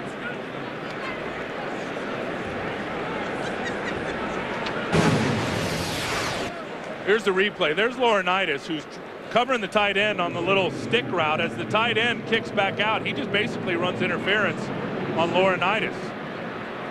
Does a good job, really, screening off 2 guys. Laurinaitis, then Donald Washington, to buy Colt McCoy some extra yards.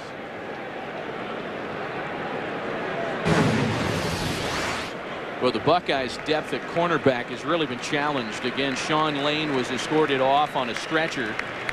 And as Laura reported, he's okay, but being taken off as a precautionary measure. And it looks like the same can be said of Donald Washington. We'll be right back. You want to dance? What you got?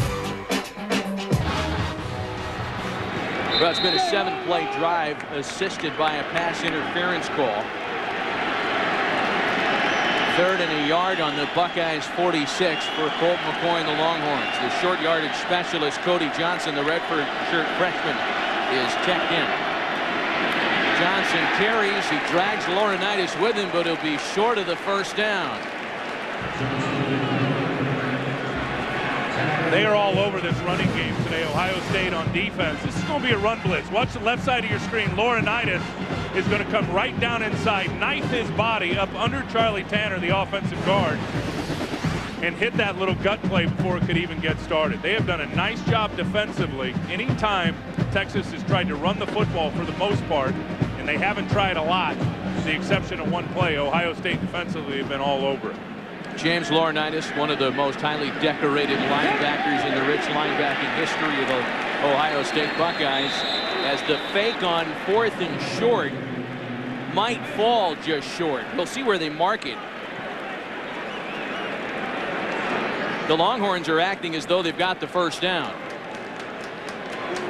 Yeah, I think he does have it. It's right on the 45-yard line, and looks like the first down stick is right there on the 45-yard line too. I think this is going to be a first down for Texas.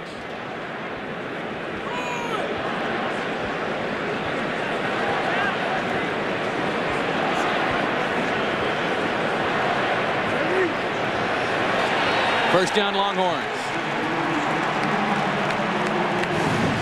Just a direct snap right to the up back, right there. Pretty good surge by the offensive line in front of him. Does a nice job by just finding a little crease. Rashad Bobineau right there. He looks off to the right and back to the left. Just enough right at the first down stick. So a fake on 4th and 1, a pass interference call, a little bit of everything has contributed into this drive for Texas. A fresh set of downs on the Buckeye 45. McCoy over the middle for Obanaya, down at the 39 as Laurinaitis makes the stop. They've gotten all over Colt McCoy. When he does a traditional drop back, even out of shotgun, the defensive tackles for Ohio State have gotten some pretty good push up inside. They had 2 sacks in the first half. And that time, Hayward and Worthington both creased up inside in the A gap in between the guard and the center, and the B gap between the guard and the tackle, and both had good pressure that time on McCoy again. Obanaya carries. A gain of a few. Marcus Freeman makes the tackle for the Buckeyes.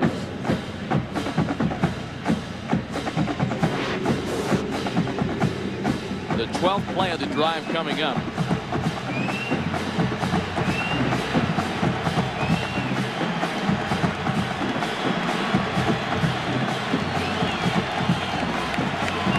The Longhorns have mixed up their tempo on the drive. Hurry up, no huddle.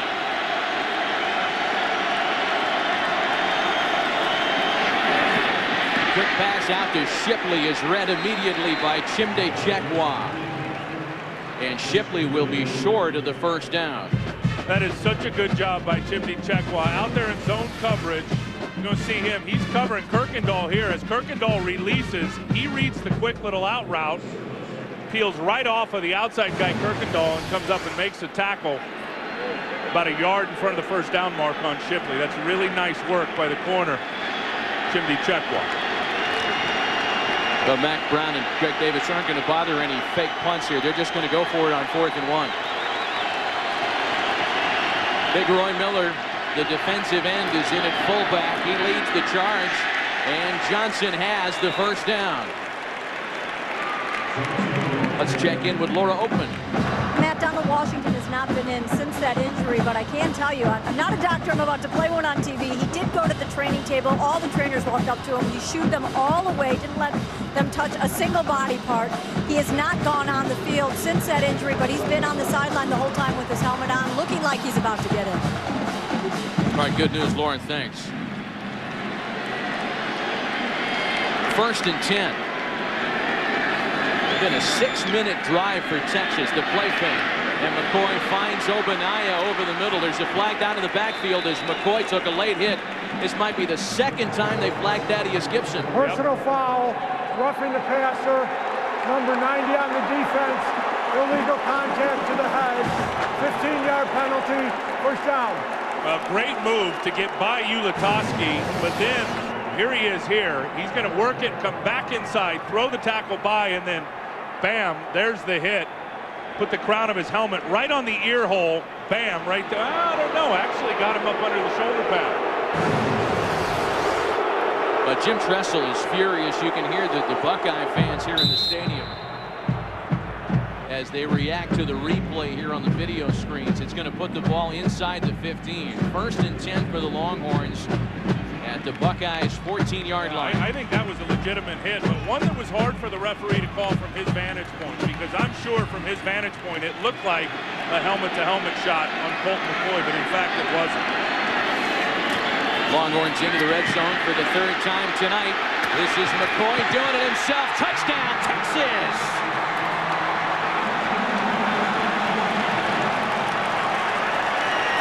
Colt McCoy did a nifty dance step to get around Malcolm Jenkins and scores his 100th career touchdown.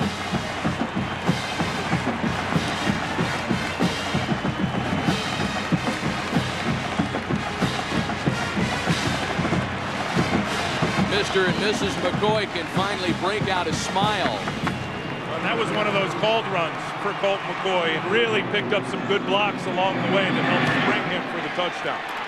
Hunter Lawrence finishes off a long touchdown drive. There's a flag down in the PAT. Holding, 56 on the kicking team, 10-yard penalty, replay the try. Going to have to kick it again to try to make this a 10-6 game. Here's the touchdown, and watch the first block he gets from his running back. Obaniah, number 3, he's there. He's going to come block Marcus Freeman as he leads up in the hole. Bam, right there, just enough to give Colt McCoy the edge. Now watch Quan Cosby on Anderson Russell right there that sprung McCoy, and he was able to spin back and get into the end zone. Texas has its first lead of the game as Hunter Lawrence makes it a 4-point advantage. After the penalty, the point after is good. A 15-play, 80-yard drive makes it 10-6 Texas. And as is customary, Colt McCoy gets right on the headset with his offensive coordinator, Greg Davis. Gibson on a late hit, helmet-to-helmet on the quarterback. Clearly, to me, it wasn't. But what we wanted to see out of Colt McCoy, and I think what the Texas fans wanted to see, was the guy making plays with his legs. And on that drive, not only the touchdown, but there was another play earlier in the drive where he picked up some big yardage by breaking contain, picking up the first down by running.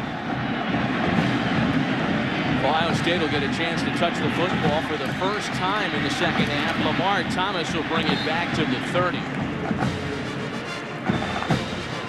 Chippy this after the play. Let's go back to that penalty on the touchdown. And again, in all fairness to Dennis Hennigan, he's over here as his vantage point. This is going to look like it's helmet to helmet, but in fact it's not. As Thaddeus Gibson puts his helmet, it's right under the shoulder pad right there.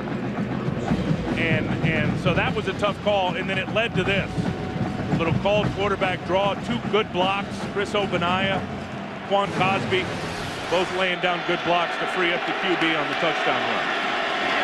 Pryor handing to Wells. That was a successful combination in the first half. Beanie Wells at 100 yards for the game.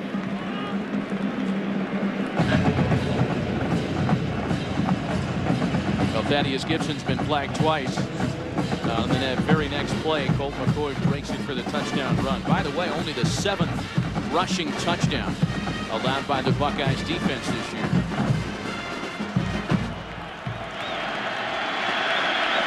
Second and 6 for Pryor and the Buckeyes. Wells again.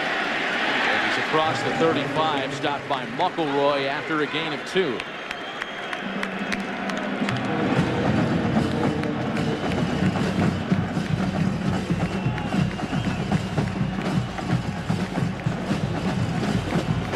There has not been a lot through the air for Ohio State. It's been Beanie Wells, as we said at halftime, and Terrell Pryor running the football. Pryor right now in this game, he's only attempted 10 passes. He's completed 4 of them for 50 yards.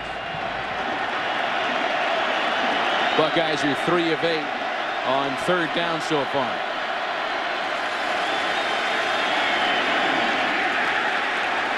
And that one is dropped, intended for Robisky. So it's a 3 and out in the first possession of the half for Ohio State, their first of the game. Our Taco Bell impact players today. Chris Wells, Beanie had rushed for over 100 after that last drive. And Colt McCoy with 220 yards through the air. He did throw the pick prior to halftime intermission.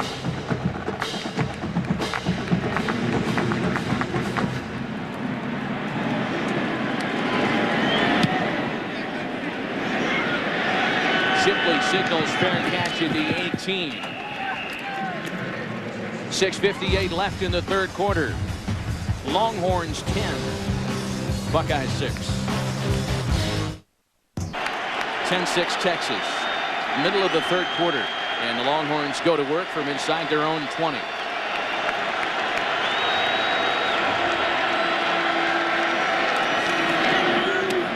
The quick pass out to Quan Cosby, who again gets around Chimde Chekwa.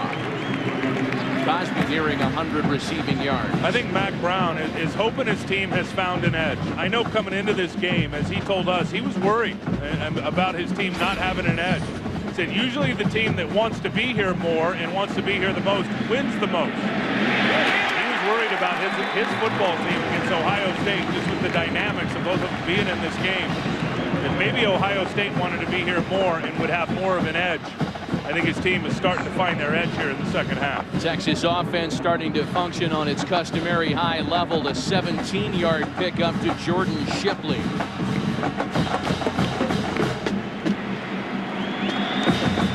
Back-to-back first down passes.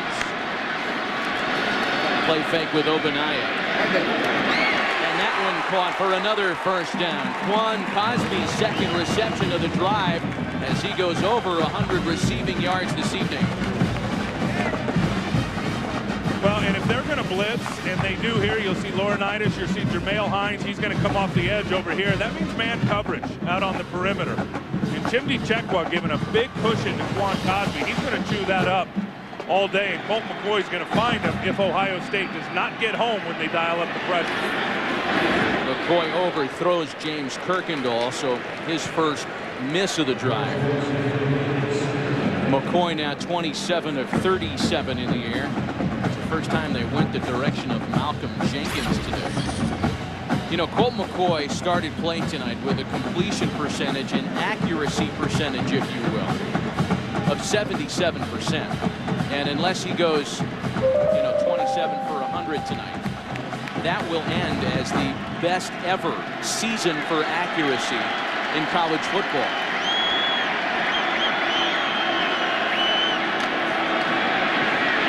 Backpedaling, and he gets rid of it just in time to avoid what would have been a loss of 20 yards. Big Rob Rose penetrated. Nathan Williams, the freshman, was there, and we've got a flag. It's going to be intentional grounding. Number 12 offense. Lost it down at the spot of the foul. 3rd down. It took a little while for that flag to fly in, but McCoy guilty of the grounding penalty. Yeah, and it's Rob Rose from this side, Nathan Williams from this side. There's the tackle box right there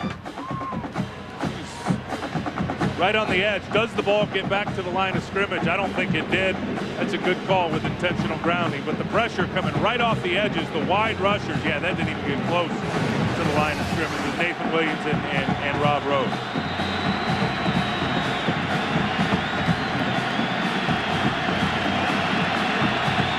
So the Buckeyes defense hoping that shifts momentum. Play clock ticking down on 3rd and very long. They'll just try to get it out of trouble with Ogbonnaya, but he ends up losing more yardage as the freshman Nathan Williams gets around the edge again.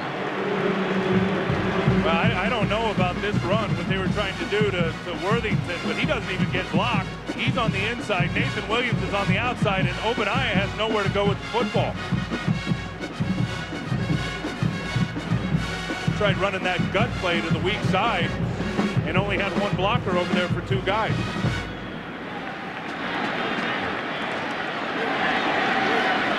So the end of that drive, one that looked like it was in pretty good shape, loses 26 yards in 2 plays, and Ray Small fields a line drive punt. Small looking for a corner. Now he changes direction and settles in at the 47-yard line. A 13-yard return has the Buckeyes in good shape to start the drive. That's one latte. Keep the change. Imagine that guy's a legend back in Columbus. If not in his own mind, then someplace. Terrell Pryor begins this drive for the Buckeyes in the best starting field position that either team has enjoyed so far. Maurice Wells in the backfield with him. As that pass is dropped, Dane Sonsenbacher couldn't hang on as we check in with Chris Myers. And the 2 freshman safety for Texas, Earl Thomas and Blake Gideon, playing well tonight. Remember, the country saw those title-altering moments against Texas Tech. Gideon missing an interception opportunity towards the end. Eric Crabtree, a missed grab on him by Thomas that allowed the game-winning touchdown. They said it's part of their job to forget plays like that, but what was impressive was how their teammates reacted towards them. They said it helped them grow up. So you always know people have your back. They showed it. And tonight they wouldn't be the players they were until that incident and experiencing that incident. Chris thanks as Pryor keeps it and nobody bought the fake. Henry Melton was there to jam him out of bounds. A loss of 4. Well, and that's a read from the quarterback. He's going to stick it in the belly of Chris Wells. And if this guy stays upfield, he should hand it off. And that's exactly what he does. He does not crash down, that being Henry Melton. And Pryor decides he's going to keep it and try to run it around the corner, and Melton is right there to push him out of bounds for a tackle for loss. But that's his read. He's running that gut play. He sticks it in the belly. And if the DN crashes, he keeps it. If the DN stays upfield, he should hand it off. That time he did it wrong. This is Beanie Wells. He gets back to the original line of scrimmage. Lamar Houston makes the stop after a 3-yard gain. And for the second time in as many second-half possessions, the Buckeyes go 3 and out.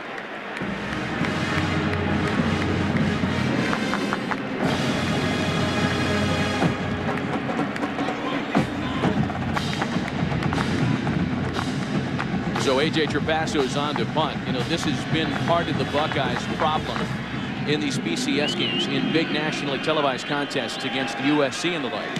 The offense going south after halftime. Jordan Shipley calls for the fair catch. Longhorns will take it at the 15, and we'll be right back. Okay, so the all-new 09 F-150 is the big lunger coming out of his nose. 1st and 10 for the Longhorns.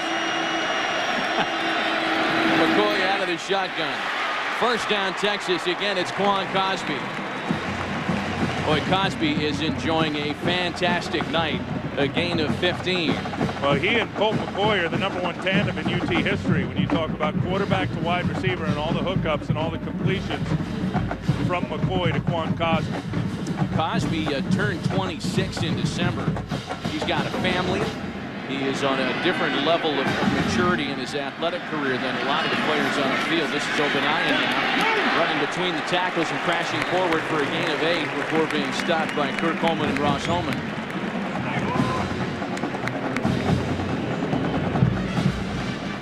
Second and 2 coming up for Texas.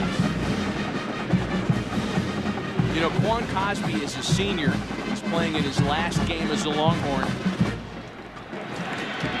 He's the only one of the big-time weapons, though, that McCoy will be losing as a graduate.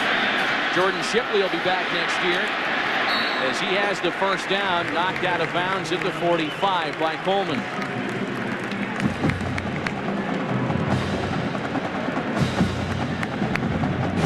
Good job of reading the blocks by Jordan Shipley. He's going to be in the inside slot, the inside guy in the slot. There's actually two out there, and he's going to read the block right there by Brandon Collins and then by Kirkendall. As he sees the defenders peek their head inside and try to take away the inside, he uses those blocks and just bounces it to the edge for the first down. Empty backfield here on 1st and 10. Shipley again left all by himself in the middle of the field. He makes a move and trips at the 35. That's the second time tonight that Jordan Shipley has tripped. This time it comes after a gain of 20. And there was a break in coverage here for Ohio State. They took two defenders right here with the inside guy. See them both go there? Shipley left wide open for a big one against the defense. In the hurry-up offense, this time it's Fozzie Whitaker taking it inside the 30-yard line. The redshirt freshman out of Houston who was slowed earlier this season with knee injuries. And the guy offensive coordinator Greg Davis calls his best all-purpose back. Flags down. Whitaker again for the first down if it sticks. Well, Nathan Williams couldn't get off the field. This hurry-up offense has really stressed out Ohio State defensively. He was still in the field of play when they snapped the football.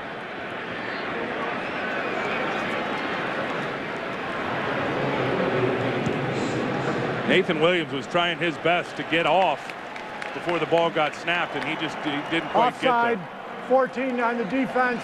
Penalty is declined. First down. These great overhead shots brought to you once again by DirecTV. If you call yourself a sports fan, then you got to get DirecTV. So it has once again been a penalty-assisted drive put together by the Longhorns.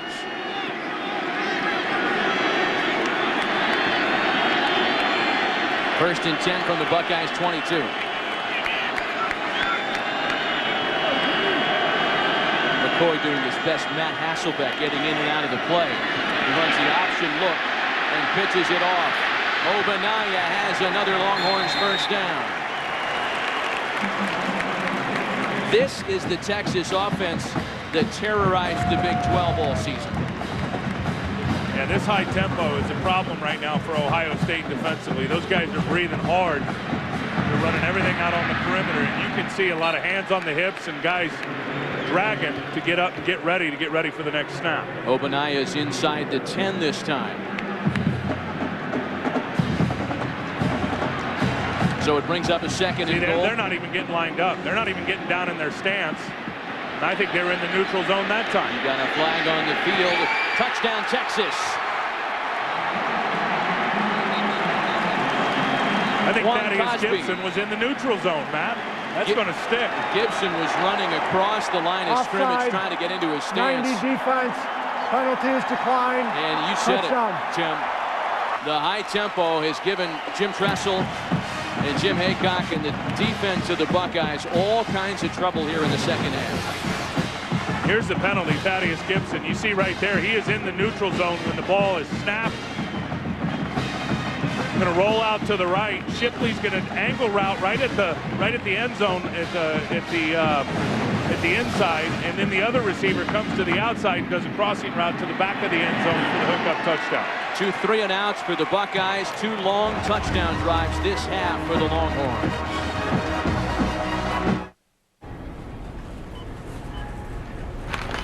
Third game in a Longhorns uniform. Just a great job of just drawing up that play. Shipley going one way into the end zone. Cosby coming back from the other side on the crossing route. Ohio State was lost on defense.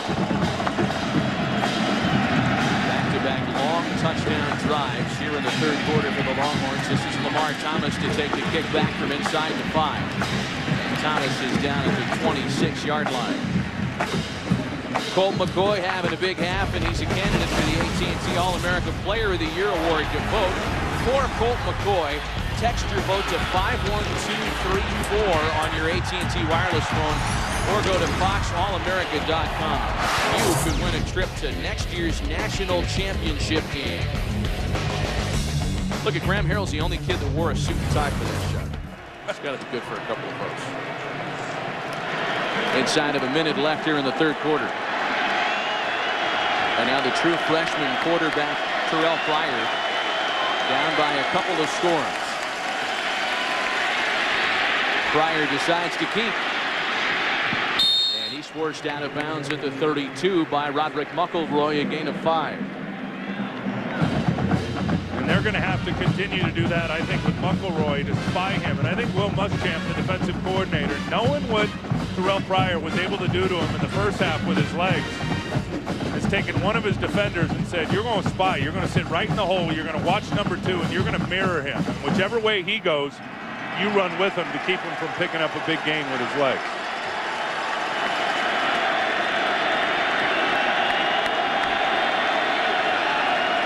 On 2nd and 5, Pryor to throw. Here comes the pass rush, and down goes Pryor. The big senior, Roy Miller.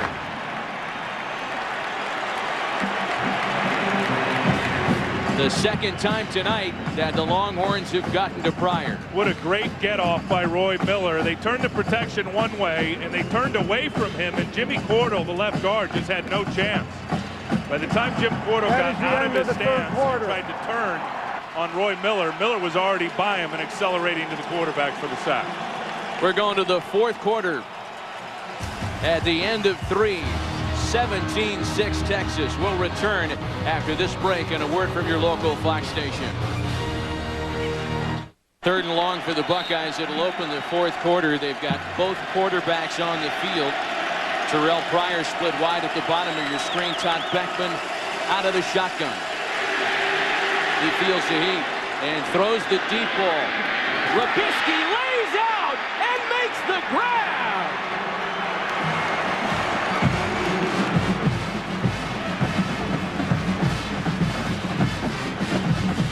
Great job by Beckman, not only stepping up and eluding pressure, but then just throwing a ball that's absolutely on target. There's Robisky on Curtis Brown out on the edge. He's going to have the other safety now that's going to peel and try to get off of him, and then watch Robisky just lay out for that football and come down with it. That is a huge play for Ohio State, who have really been limited in the third quarter here in terms of picking up yards offensively. That was a terrific throw from Beckman. And Beckman stays at quarterback.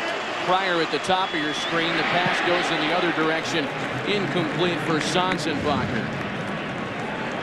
Well, the son of the Atlanta Falcons wide receiver coach doing it just like Dad taught him. Well, and I think Brian Robisky is a lot faster than people give him credit for. You can see that he's got very sure hands right there. He's a good route runner. You know, he'll be good at the next level in pro football. He'll develop his pro body. He'll get stronger, but I think people have underestimated his speed. Every time you watch a game, he seems to run by somebody. One thing people don't know about him is he anchored the 4x100 relay team, the track team at Ohio State. Beanie Wells carries for a gain of maybe a yard. A 48-yard reception by Robisky was a season long.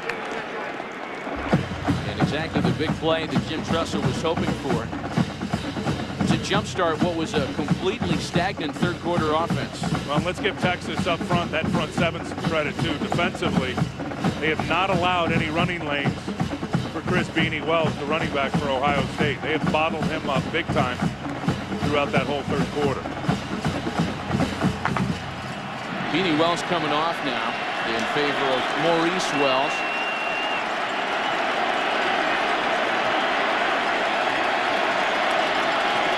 Another big third down here.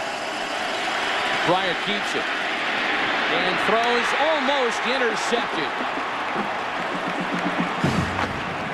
You know, Earl Thomas is pleased with himself for knocking that one away, but that's a ball that should have been picked. Terrell Pryor makes a nifty move to get out of the way of the defenders. He could have taken off and run that for 10 yards. Instead, he tried to force it into Robisky, who was well covered and just didn't put enough air under the football. I mean, he came up about 3 yards short on that throw. That was one certainly that Earl Thomas should have picked off. You know, credit Robisky for preventing Thomas for picking that off. He grabbed the arm and wrestled it free of the football. This will be a 43-yard attempt for Petrie. Boy, that would have been good from 53 yards away. Points for the Buckeyes.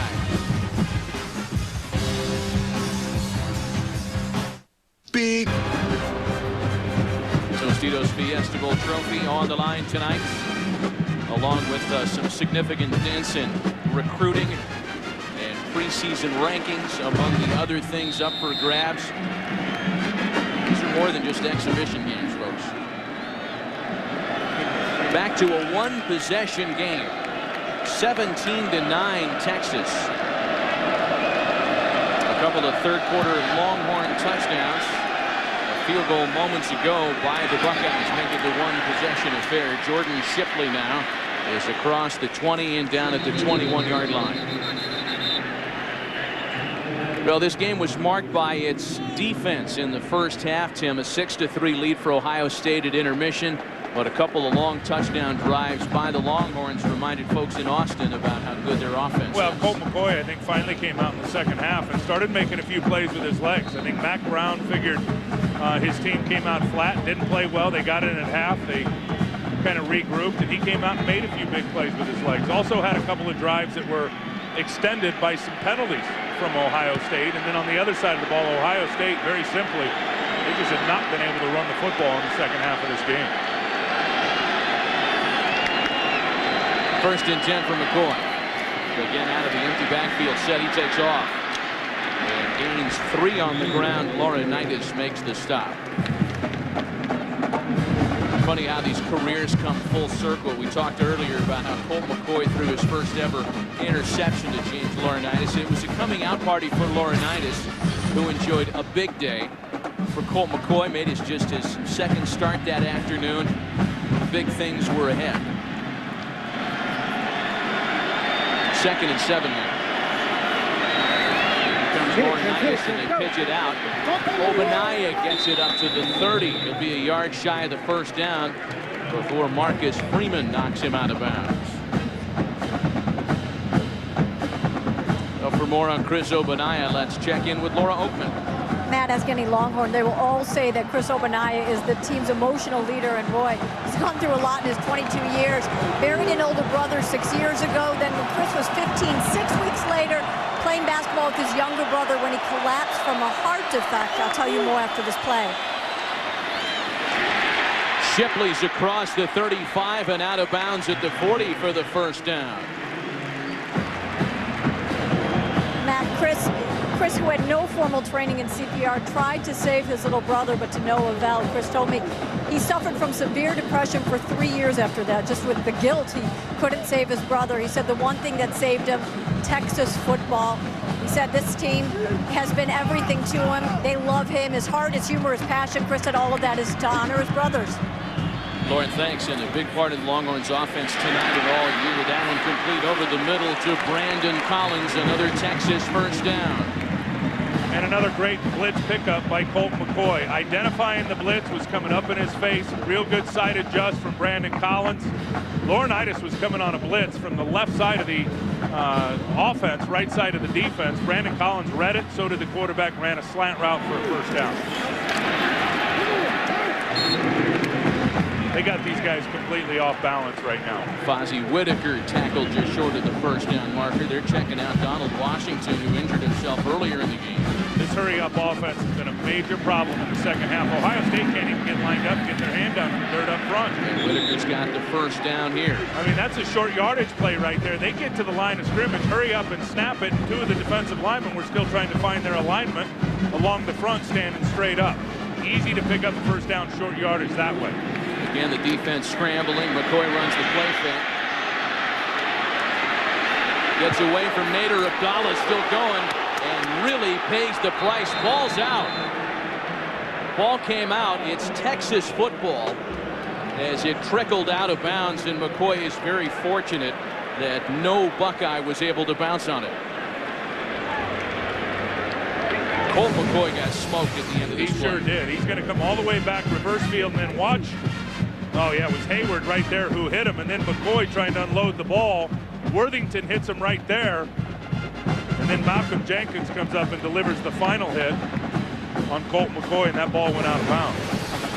After all that, a loss made 2nd and 18 now for the Horns. Play clock's ticking. And Colt just gets it snapped. Or does he? No, the Longhorns are going to spend a timeout. Timeout, Texas. First timeout of the half. Their first of the half.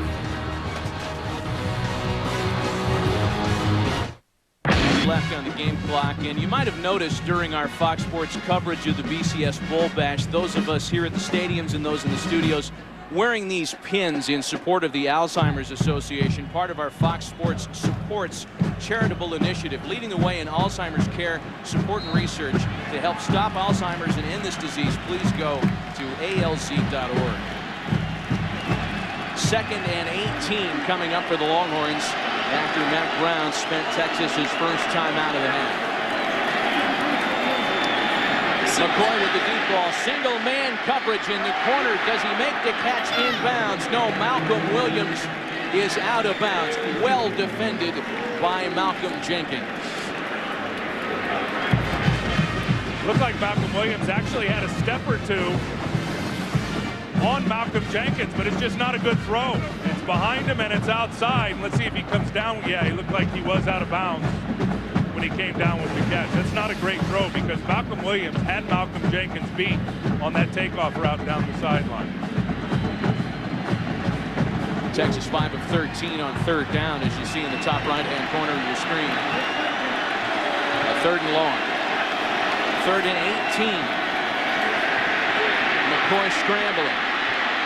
Thaddeus Gibson misses him. Colt directing traffic and finally throws it away.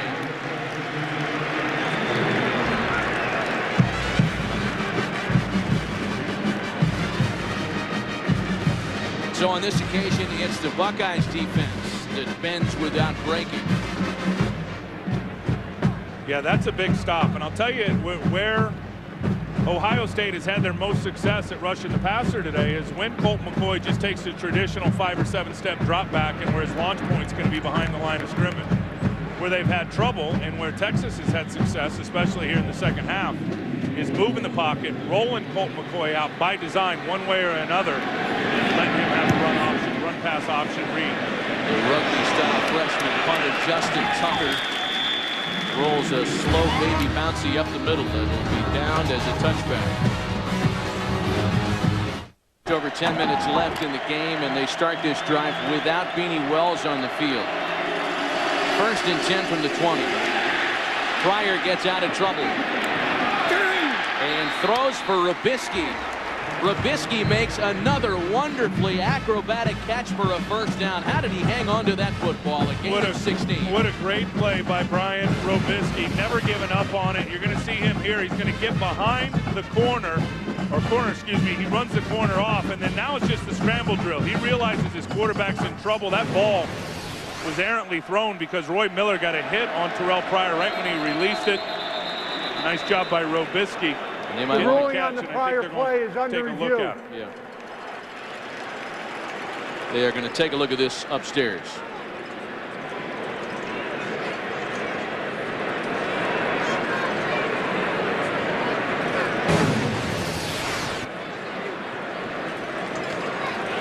That's a catch, folks. Looks like a catch to me. And a doozy, Judge.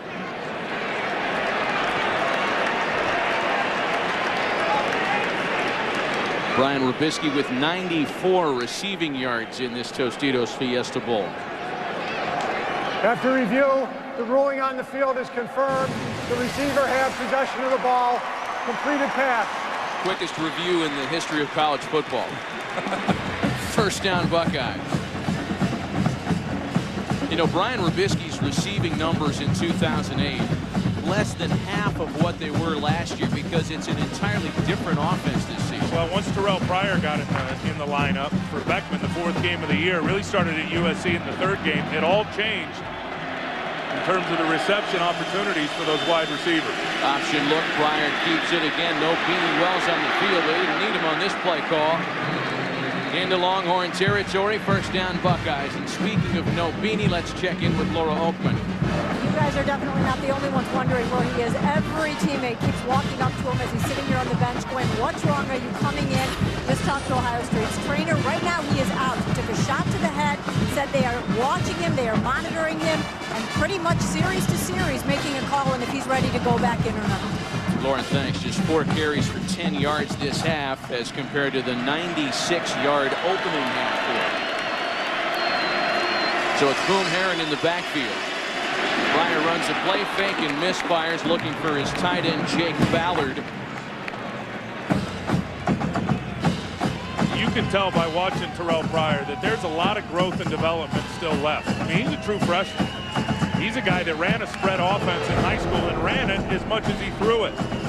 So when you talk about the passing game and really becoming a legitimate throwing quarterback, they're going to take a lot of work this offseason, working on his footwork, his development, his delivery, where he can really become a legitimate throwing quarterback. Let's face it, he's less than a year removed from arriving in Columbus as the top quarterback prospect in the country as a freshman. Keeps this one and has another big gainer. Still going to first down and more as Pryor is out of bounds inside the 25.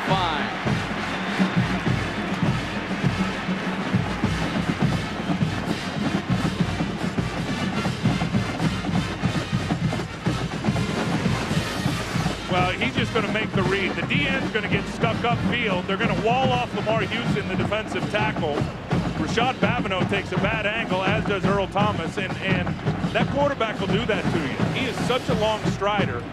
He doesn't look like he's moving that fast, but there's nobody gaining ground on him when he's going north and south. 76 rushing yards for Terrell Pryor. And this is Maurice Wells, who's stuck for a loss. Henry Melton on the tackle. Clock winding down to 8 minutes and counting. I'll tell you who's been real solid this second half has been Roy Miller up front for the Texas Longhorns, the defensive tackle number 99. He has done a very, very good job in the run game, holding his gap of responsibility, being a problem for that offensive line. And when the opportunity has presented itself, he's gotten some good pressure. Todd Beckman in a quarterback now. That's Pryor wide at the top of your screen. On 2nd and 12. Beckman throws the deep ball into single-man coverage, looking for Dane Sonsenbacher, and it's incomplete as we check in again with Laura. Guys, no one is happier to be on the field right now than Todd Beckman. He told me this year has been the most difficult of his life, being a senior captain, losing his job, but you would never know it. He was and still is the leader of this team. He is a guy that every player goes to when they're upset, no matter what's going on with Todd. He told me his attitude was shaped the week he was benched and Terrell Pryor came to him for advice. He said, I didn't want to give it, but I knew I had to. He said he has learned the definition of the C on his chest. It is not about me, it is about this team. Well, Lauren, thanks, and it's Terrell Pryor back at quarterback now. That last pass was intended for Brian Hartline. Pryor's hit as he throws, and it comes up short for Robisky with a flag on the play.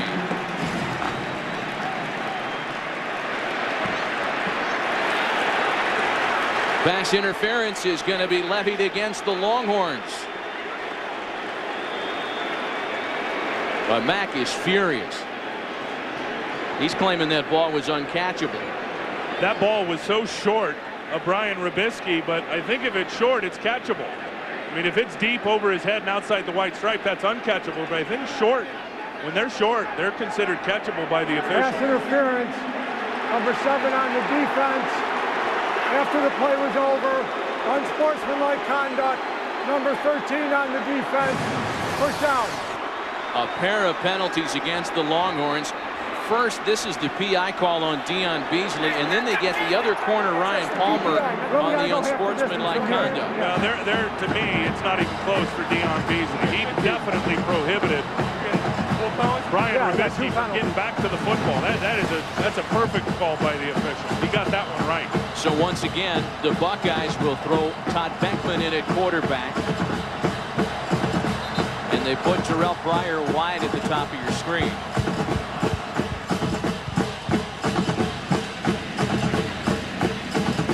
A pair of costly penalties on the same play committed by the Longhorns.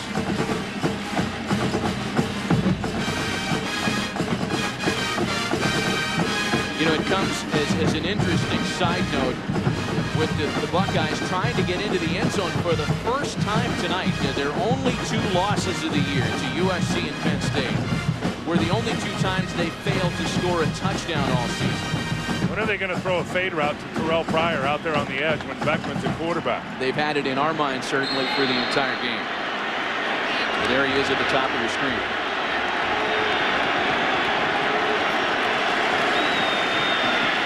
There's the fade route. And there's the touchdown. Nice call, Karnak. A pair of quarterbacks hooking up on a 5-yard touchdown toss. Beckman to Pryor, and now the question becomes, do the Buckeyes line up for two?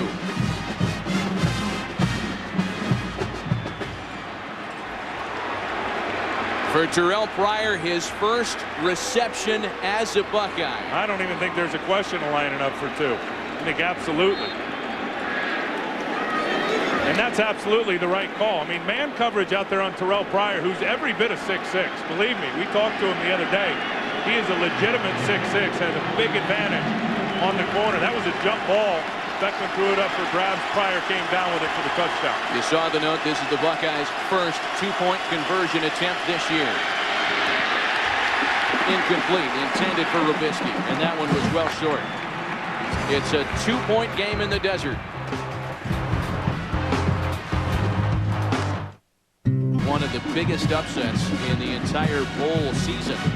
And Terrell Pryor and the Buckeyes are hoping that it wasn't the last. They have crept back to within 2 of Texas. 17-15 Longhorns with 7:26 remaining here in the fourth. Aaron Petrie is on to kick it away. Cosby and Shipley deep for Texas. Jordan Shipley from the goal line. And Shipley is tackled shy of the 20. Time for tonight's Dodge game summary. Colt McCoy with 334 total yards, 2 touchdowns. He danced for one of them. Terrell Pryor, on the other hand, with 77 rushing yards and a TD reception, his first reception as a Buckeye.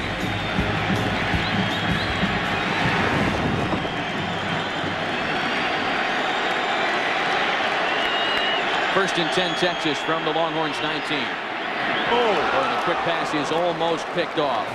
It was intended for Brandon Collins. Donald Washington jumped that route and almost came up with the football. I don't think Jordan Shipley or Brandon Collins, either one of them, thought it was to them. They thought it was to the other guy. McCoy threw it right in between him, and Donald Washington could have very easily come up with an interception there. There's the throw. Watch, he puts it right in between the 2 receivers. There was some confusion on who that ball was going to by the wideouts. McCoy settles for the short gainer to Quan Cosby, a gain of 3. That's 11 receptions, a career high for Cosby. Make it 3rd and 7. 3rd and 7.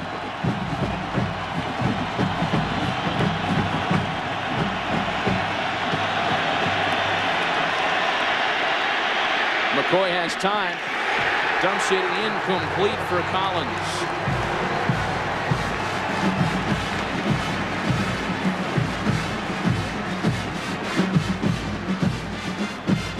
Really good job by Ross Holman, the linebacker. Here he is, 51. Watch him pick up the crossing route.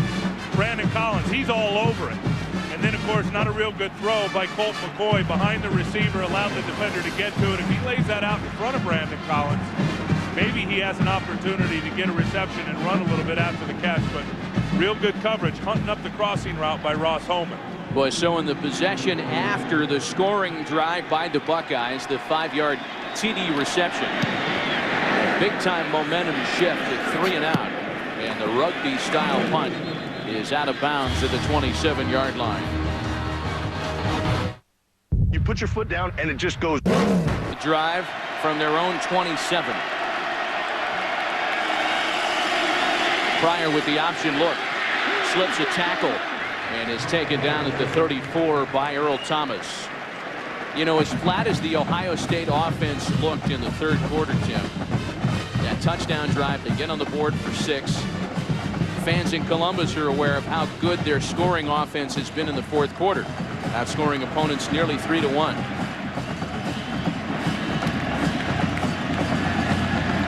Second and short now.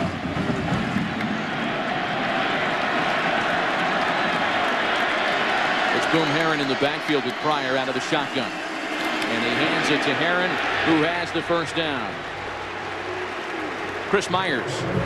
Number 32, Eddie Jones, one of the reserve defensive linemen of the Texans, who's part of their regular rotation, has been out this half because of an ankle injury, and it's starting to show in terms of some of the depth on the defensive line because of the quarterback combination and the running of Pryor.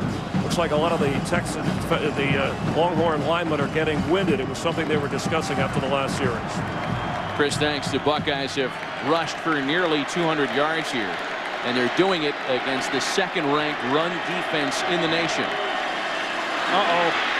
Miscommunication. Ball's out. Pryor and Herron got tangled up in the backfield, and the Buckeyes are very fortunate that Herron was able to recover.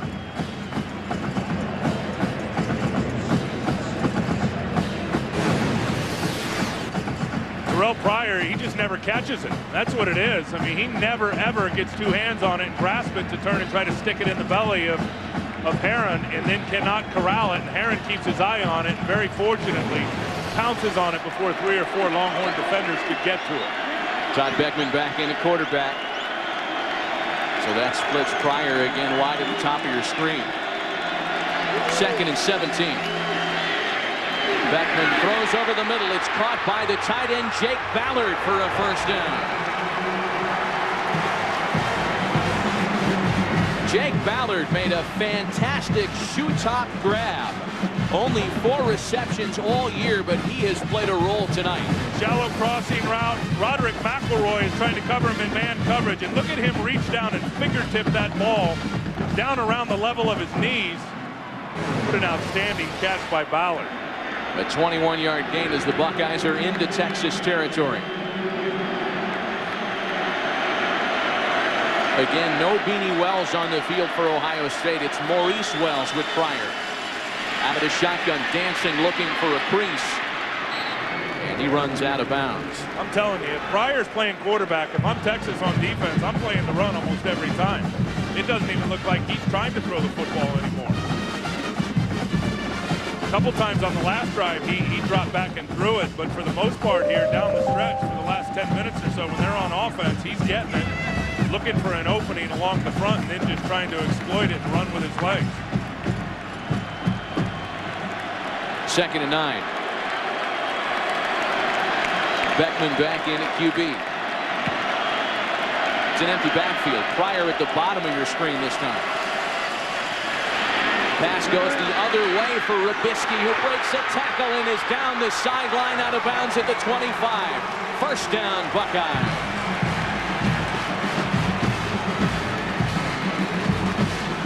What a play by Todd Beckman. Are you kidding me? He sees a Rakpo coming unblocked off the edge and knows that he's got Brian Rubisky on an out route and delivers an absolute strike. Look at the hit. I mean, he knows he's going to get blasted and still delivers a perfect pass to Rubisky, who then runs away from the defender for a big pickup. I love the fact Todd Beckman's out there having an impact on this football game.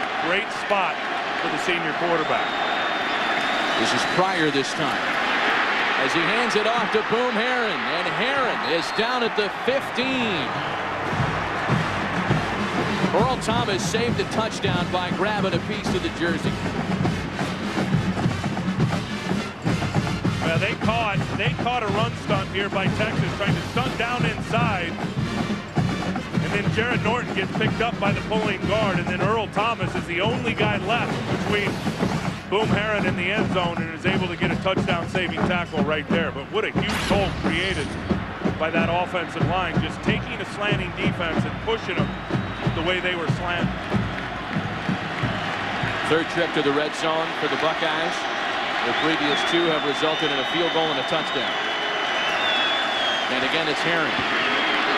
Same corner, touchdown, Buckeyes! Oh, that came way too easy. A 15-yard touchdown run. And and the Buckeyes go back out on top.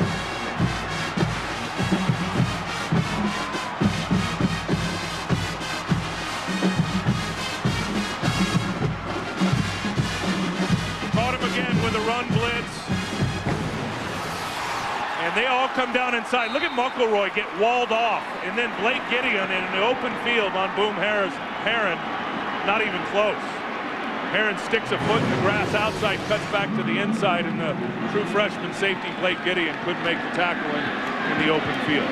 The red-shirt freshmen go boom. Todd Beckman at quarterback.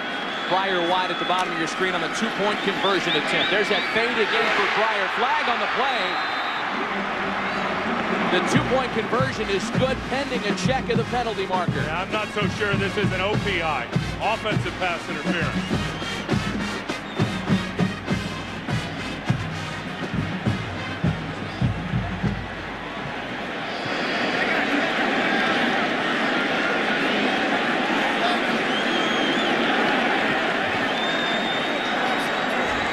Pass interference, number 2 on the offense. Pass interference, number 8 on the defense. The penalties will offset. Replay the try. They'll do it again after offsetting pass interference calls. Trying to work that fade route to Terrell Pryor. This time Shockey Brown on him. Contact, contact, contact. That ball was in the air.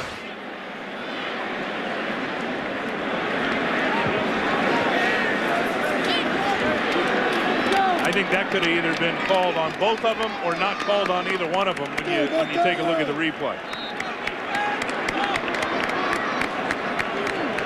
Well, Jim Tressel wants this at a 6-point differential. A huge difference trying to prevent against a touchdown drive without a PAT beating. Pryor keeps it, throws over the middle, and the two-point conversion is no good. Rory Nickel could not hang on to make the catch. That's one of the best throws all night by Terrell Pryor. I mean, he lasered that right into where only Rory Nickel could get it. Watch, you're going to roll him to the right. There's Nickel there on the crossing route. This is just a perfect throw. I mean, it couldn't be any better, and Rory Nickel just can't hang on to it. But Buckeye tight ends had not been pleased with the amount of balls thrown their way during the season. And there was a chance for Rory Nickel, but he can't hang on. So it's a 4-point lead for the Buckeyes with 2 minutes and 5 seconds left here in the fourth quarter. Texas has 2 timeouts left. You know that the fans at home are asking themselves, did we score if you're Ohio State too fast? With 2:05 left on the clock.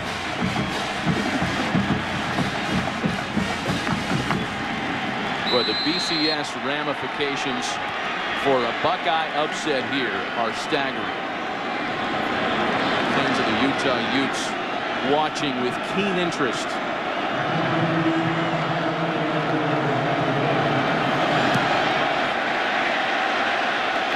Jordan Shipley.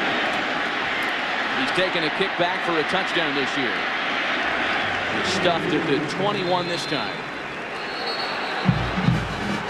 Tim, time to take a look at tonight's All-State Good Hands play of the game. You called for it. The fade route to the quarterback.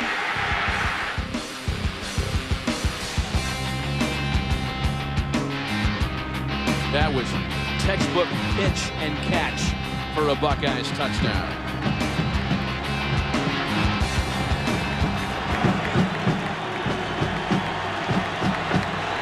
Well, Texas has been backed up before. And if any quarterback is going to direct an 80-yard scoring drive, or at least one to get him into field goal position, it's Colt McCoy. As that one's caught by Cosby, who's down at the 27. Of the 78 scoring drives put together by the Longhorns offense this year, 25 of them, a third, have covered at least 80 yards. They need to get into the end zone here, down by 4. And he's going to his hot receiver, Cosby, for the first down. Again, Texas has 2 timeouts left as we're at 1:26 in the fourth.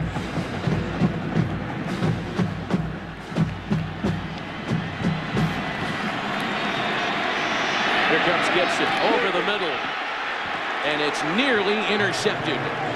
Anderson Russell had the better position than Cosby on that ball. But you couldn't throw it much better if you're Colt McCoy. Just a deep in route like Quan Cosby. But watch, it's going to come into this part of your screen back here. Watch Anderson Russell come over the top and try to get to that football.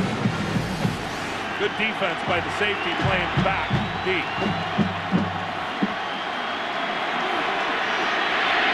McCoy gets out of the way of Laurinaitis and Worthington and gets out of bounds at the 38.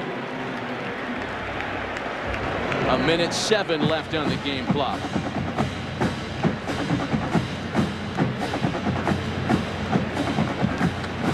Tell you, for an offense that all year has really exploited people with the big play, the 25-yard, the 30-yard, the 40-yard play, this Ohio State defense has given very few of those big plays throughout this football game. They got to feel good about it right now with a minute to go. They leave it back with McCoy. This will be a free play as he has it complete out to Brandon Collins. Collins is down across midfield, a 13-yard gain.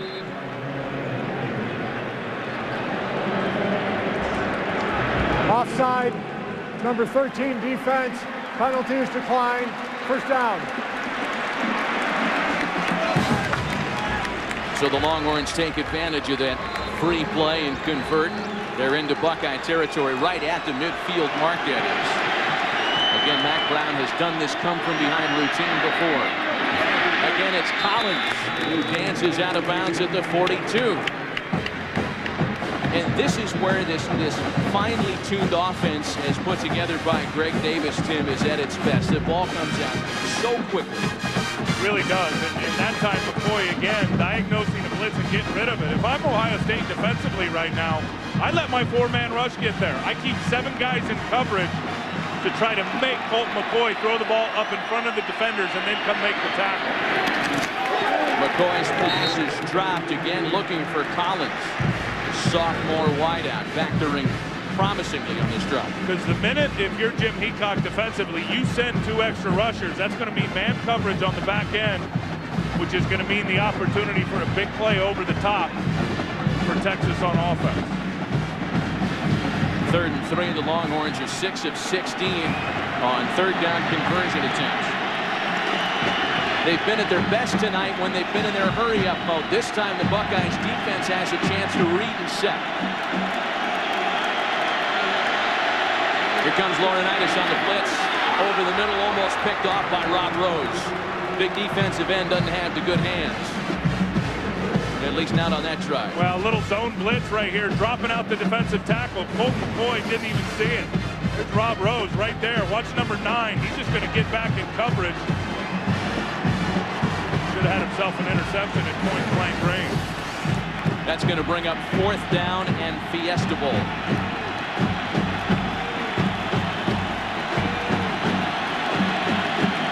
Here's your football game.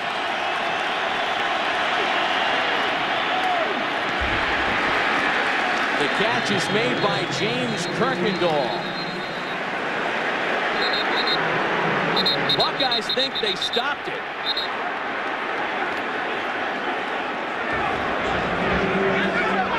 They're going to drag the chains out onto the field here.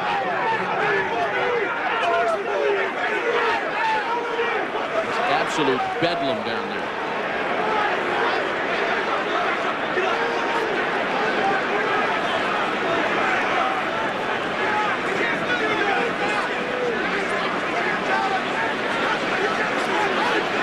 It looked like Jim Tressel and his staff were displeased with the spot, to put it mildly.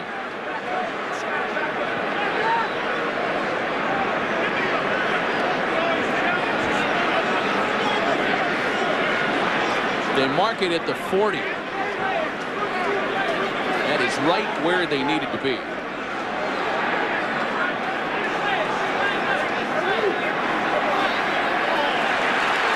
First down, Texas.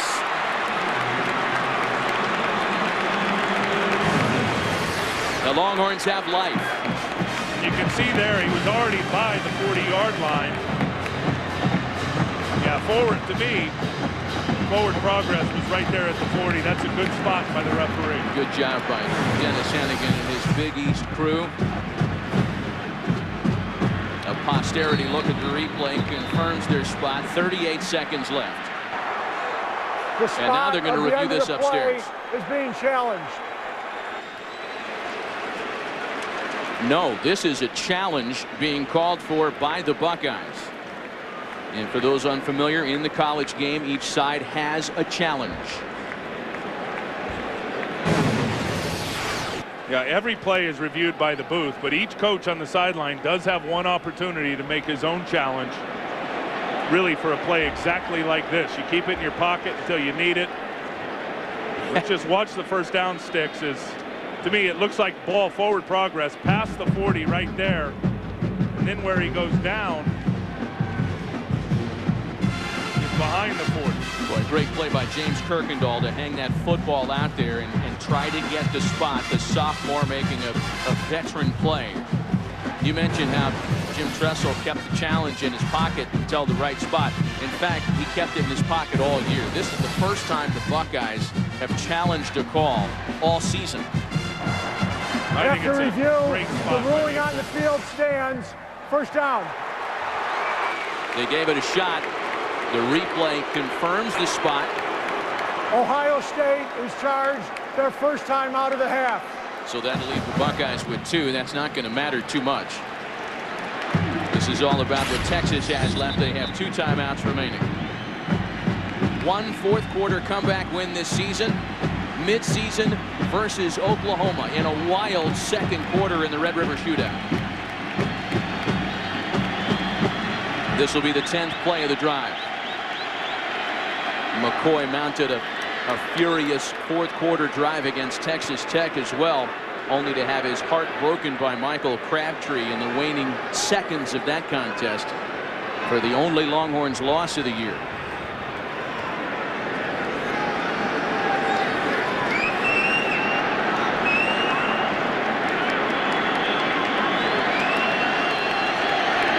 From the Ohio State 40, 1st and 10, 38 seconds left. Got to find Quan Cosby. McCoy for Collins and another first down. And Brandon Collins is slow to get to his feet. Limping back into position, under 30 seconds now. Again, the Longhorns have 2 timeouts.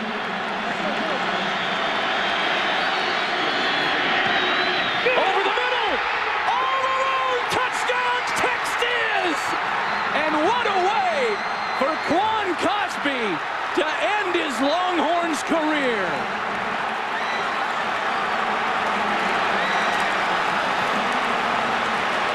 There are flags on the play.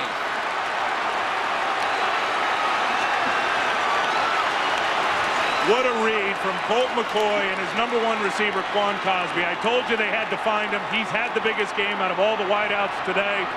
And he caught Ohio State with their linebackers mugged up at the line of scrimmage. Cosby sees it. McCoy sees it. He runs a slant route in front of the safety, out-leverages him, and then there's nobody to tackle him with the linebackers up close to the line of scrimmage. Unsportsmanlike conduct.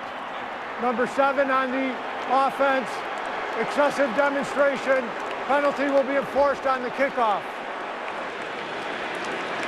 All that means is that Texas leads 23-21 with 16 seconds left. And Buckeye BCS hearts perhaps about to be broken once again.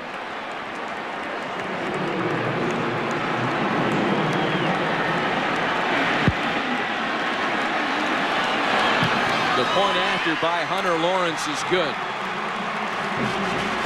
And the Buckeyes are looking for a miracle.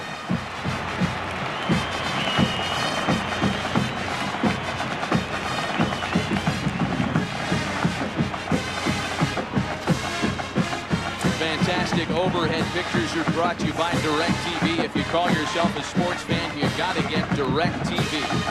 Matt, look at the linebackers. They're all uptight. There's the route right inside of the safety. Anderson Anderson, Russell, and then there's nobody behind him. And that's exactly what I talked about earlier. Keep everybody back in shell coverage to make sure and keep it all up in front of you. And to be able to rally up and make the tackle. They took a chance there by showing blitz with the linebackers all bugged up at the line of scrimmage. They run an in route on the safety. Just an outstanding hookup from quarterback to receiver for the touchdown. A minute 49 seconds, 11 plays, 79 yards for Colt McCoy. A career high now, 413 passing yards. And what a night for Quan Cosby. A career high 14 catches, 172 receiving yards. The 14 receptions ranks him very close to the top of the all-time Tostitos Fiesta Bowl receiving yardage list. And to me, he's got to be the offensive player for the Texas football team. As good as the numbers are for Colt McCoy, and you mentioned him, over 400 yards. I mean, that's the biggest play of the season right there, that touchdown by Quan Cosby. And when they needed him most, he got himself into the end zone. Still rocking the mullet, Ross.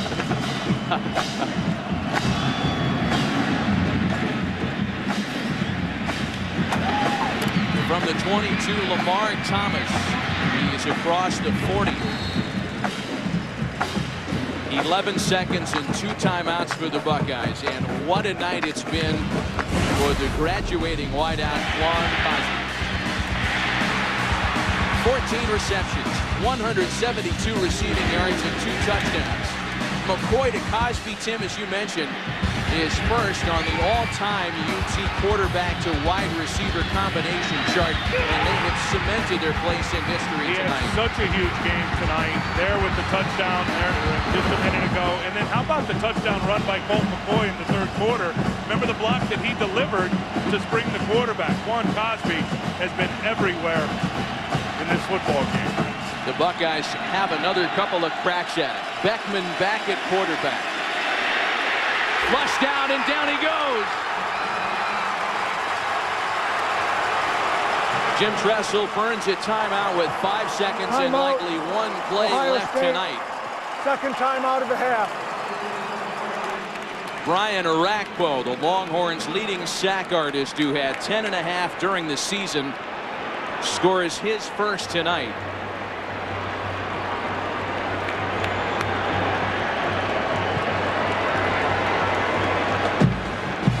What a wild second half. Just to bring you up to speed, for those who might be joining us late, 6-3 after 1 half of football. Since that time, it has been a hurried up Texas offense, a creative Ohio State offense that has led us to the 24-21 Longhorns lead here with 5 seconds left. And what a contrast in half. Both for, you mentioned Texas and what they did in terms of exposing that firepower offensively and getting that out there against that Ohio State defense. But Chris Beanie Wells, the first half that he was able to have for Ohio State, at 14 carries or 12 carries, up to 96 yards, got hurt in the second half and has not had an impact. Hail Mary. Robisky's in the neighborhood. That ball's incomplete, and the Texas Longhorns are Tostitos Fiesta Bowl champions.